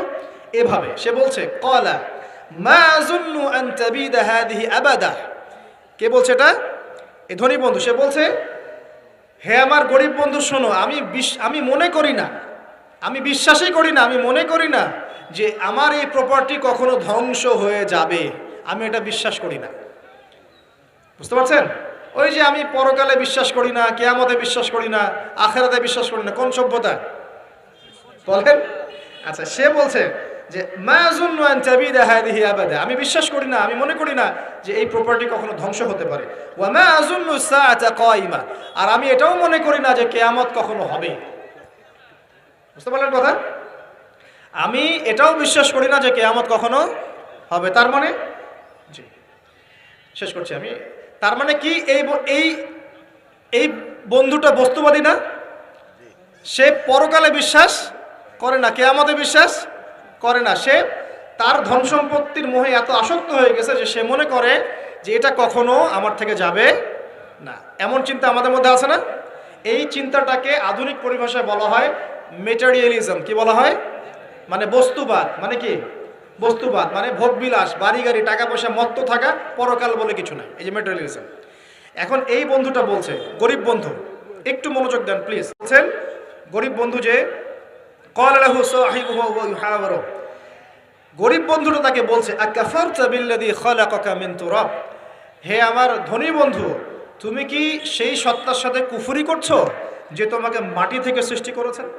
সুম্মা মিন নুতফা, এরপর তোমাকে মায়ের গর্ভে নুতফা আকারে রেখেছিলেন। সুম্মা সাওয়াকা রাজুলা, এরপর তোমাকে এই পুরুষের আকৃতি দিয়েছেন। তুমি কি সেই সত্তা আল্লাহকে অস্বীকার করছো? মানে কিয়ামতকে অস্বীকার করার মধ্য দিয়ে তুমি আল্লাহকে অস্বীকার করছো কি? ওয়ালাউলা ইয দাখালতা জান্নাতুক, তুমি যখন তোমার জান্নাতে ঢুকলা তুমি এটা কেন বললা না যে লা কুওয়াতা ইল্লা বিল্লাহ, মাশাআল্লাহ, লা কুওয়াতা ইল্লা বিল্লাহ, মাশাআল্লাহ, আল্লাহ পাক কি চমৎকার জান্নাত আমাকে দিয়েছেন, লা কুওয়াতা ইল্লা বিল্লাহ, আল্লাহ ছাড়া কোনো শক্তি সামর্থ্য নাই। এমনটা কেন বললে না? এমনটা না বলে কেন এইটা বললা যে ওমা আযুন্নু সাআতা কায়িমা, আমি বিশ্বাস করি না যে কখনো কিয়ামত হবে, আমি বিশ্বাস করি না যে এটা কখনো ধ্বংস হবে, এমনটা কেন বললা? তুমি কেন কুফরি করলা? এরপর যেটা হয়েছে, আল্লাহ রাব্বুল আলামিন এই যে বন্ধু, গরিব বন্ধু, তাকে দুনিয়া এবং আখিরাতে বিশাল নিয়ামত দিয়ে দিয়েছেন। আর এই ধনী বন্ধুর জান্নাতটাকে আল্লাহ পাক এক রাতের মধ্যে ধ্বংস করে রেখে দিয়েছে। এক রাতের মধ্যে পুরো জান্নাতকে ধ্বংস। পরের দিন সকালে সে এসে দেখে যে এটা কোন জায়গায় আসলাম, এটা আমার বাগান বাগিচা বলে মনে হচ্ছে না। সে হাত কসলাচ্ছিল এবং বলছিল, কোরআনে ভাই বলছে, হাত কসলাচ্ছিল আর বলছিল যে হায় আমি যদি আমার রবের সাথে শিরিকটা না করতাম, হায় আমি যদি আমার রবের সাথে কুফরি না করতাম, তাহলে আজকে আমার এই অবস্থা হয়তো হতো না। এই ঘটনাটার ঠিক পরে আল্লাহ পাক বলছেন ওয়াদরিব লাহুম মাসালুল হায়াতিদ দুনিয়া, হে নবী মুহাম্মদ সাল্লাল্লাহু আলাইহি ওয়াসাল্লাম, তুমি এবার তোমার উম্মতের কাছে দুনিয়ার দৃষ্টান্তটা পেশ করো। দুনিয়ার দৃষ্টান্তটাও ঠিক এরকমই, এই ফসলের ক্ষেতের মতোই। প্রথমে বৃষ্টিপাত হয়, ফসল সবুজ হয়, মানুষ খুব পুলকিত হয়ে যায়, কি চমৎকার ফসল ফলেছে। এরপর সেই গাছগুলো হলুদ হয়ে যায়, তারপর সেগুলো খড়কুটা হয়, চুলায় চলে যায়। এই হয় না? এই গল্পটার সাথে, ঘটনার সাথে দুনিয়ার জীবনে মিল আছে না? এটা কোন সূরায় আছে? কাহফে। আপনার হেদায়েত শোনেন। এবং তার অনুসারীরা এবং ওই সমসাময়িক ফিতনাময় যুগে বেশিরভাগ মানুষ বস্তুবাদী হয়ে যাবে, হয়ে যায় নাই? এবং বেশিরভাগ মানুষ এই দুনিয়ার ধন সম্পদ চাকচিক্যের মোহে পড়ে যাবে, পড়ে নাই? পড়েছে কি না? পড়েছে। এবং শুধু তাই নয়, তারা পরকালীন কনসেপ্টগুলোকে অস্বীকার করা শুরু করবে। ওই যে বললাম, আল্লাহ, ফেরেশতা, মালায়েকা, আখিরাত, এগুলো কিছু বিশ্বাস করবে না। মানুষকে ধর্মহীনতার দিকে নিয়ে যাবে। এটা নিয়ে যাচ্ছে না? এই তিনটা জিনিস খুব চলছে সমাজে এখন। একটা হচ্ছে এলিমিনেশন, মানে আল্লাহর কনসেপ্টটাকে বাদ দিয়ে দেওয়া। একটা হচ্ছে মেটারিয়ালিজম মানে বস্তুবাদিতা, একটা হচ্ছে চ্যালেঞ্জ এগেনস্ট রিলিজন, ধর্মর এগেনস্টে চ্যালেঞ্জ করা, এগুলো চলছে না এখন সভ্যতায়, এগুলো হবে। এর সাথে আপনার বর্তমান সময়ের মিল কোথায়? মিল হচ্ছে দেখুন, এই বিউটি কন্টেস্ট বলেন, আপনার ওয়ার্ল্ড কাপ বলেন, আপনার এই ইভেন্টসগুলো বলেন, ফ্যাশন শোজগুলোর কথাই বলেন, অপসংস্কৃতির কথাই বলেন, পর্নোগ্রাফির কথাই বলেন, এই মাদকের ভয়াল খাবার কথা বলেন, যে কোনো দিকে তাকান, এগুলোর প্রত্যেকটার উদ্দেশ্য দুনিয়া নয় কি? শুধু দুনিয়া না, পরকালীন কোনো স্বার্থ আছে? এগুলো করে পরকালে একটা নেকি হবে, কেউ দলিল দিতে পারবে কোরআন সুন্নাহ থেকে? তার মানে এই সমাজটা, এই সভ্যতা কি করেছে? জালীয় আদলে পুরো সভ্যতাকে গড়েছে এবং বস্তুবাদিতার দিকে মানুষকে প্রবৃদ্ধ করেছে। শুধু তাই নয়, যেগুলোর পরকালীন কোনো স্বার্থ নাই এই কাজগুলোকে প্রমোট করেছে এবং যুব সমাজ মুসলিমদেরকে স্পেশালি এগুলোতে মত্ত করে রেখেছে, রাখে নাই? আল্লাহ পাক এখন বলছেন, জেনে রাখো, তোমরা জেনে রাখো, ইন্নামাল হায়াতুদ দুনিয়া লাইবুন ওয়া লাহুন, এই দুনিয়ার জীবনটাই খেলতামাশা, প্রতারণা, ওয়া যিনাতুন ওয়া তাফাখুরুন বাইনাকুম ওয়া তাকাসুর, একে অপরের প্রাচুর্য, ধন সম্পদের প্রতিযোগিতা ছাড়া কিছু না। ওয়া মাল হায়াতুদ দুনিয়া ইল্লা মাতাউল গুরুর, এই দুনিয়ার জীবনটা প্রতারণা ছাড়া কিছু নয়। আলহাকুমুত তাকাসুর হাত্তা যুরতুমুল মাকাবির, তোমরা প্রাচুর্যের মোহে মোহাচ্ছন্ন হয়ে আছো যতক্ষণ পর্যন্ত না তোমরা কবরে শায়িত হচ্ছ। কাল্লা সাউফা তা'লামুন, অবশ্যই তোমরা জানতে পারবে, কোশ্চিন কালেও নয়, অবশ্যই তোমরা জানতে পারবে। কাল্লা লাতুসআলুন্না ইয়াওমাইযিন আনিন নাঈম, তোমাদেরকে কিয়ামতের দিনে নিয়ামতগুলো সম্পর্কে জিজ্ঞাসিত হতে হবে। সূরা কাহফেই এই হেদায়েতটা আছে। এই দুই বন্ধুর ঘটনা আপনাকে দেখাবে কিভাবে বস্তুবাদী সভ্যতা এবং আল্লাহ ভীরু সভ্যতার কনফ্লিক্ট হয়। সর্বশেষে আল্লাহর অনুগত সভ্যতার জয় হয়েছে, বস্তুবাদী সভ্যতাকে আল্লাহ পাক ধ্বংস করে দিয়েছেন না? দিয়েছেন। এবং এই ঘটনার পরেই দুনিয়ার জীবনের দৃষ্টান্ত দেওয়া হয়েছে, যে দুনিয়ার জীবনটাকে আল্লাহ পাক বলেছেন খেলতামাশা, প্রতারণা ছাড়া কিছুই নয়।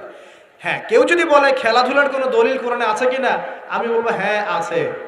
আল্লাহ পাক বলেছেন, ওয়ামা হাদিহিল হায়াতুদ দুনিয়া ইল্লা মাতাউল গুরুর ইলামু আন্নামাল হায়াতুদ দুনিয়া লাইবুন ওয়া লাহু। অতএব খেলাধুলার দলিল কোরআনে আছে। আল্লাহ পাক বলছেন দুনিয়ার জীবনটাই তোমাদের খেলাধুলার প্রতারণা, ধোঁকা। কি বুঝলেন? এই দুনিয়ার জীবনটাই হচ্ছে খেলাধুলা, প্রতারণা, মোহ এবং ধোঁকা, এবং তোমাদের পারস্পরিক চাকচিক্যের প্রতিযোগিতা ছাড়া কিচ্ছু নয়।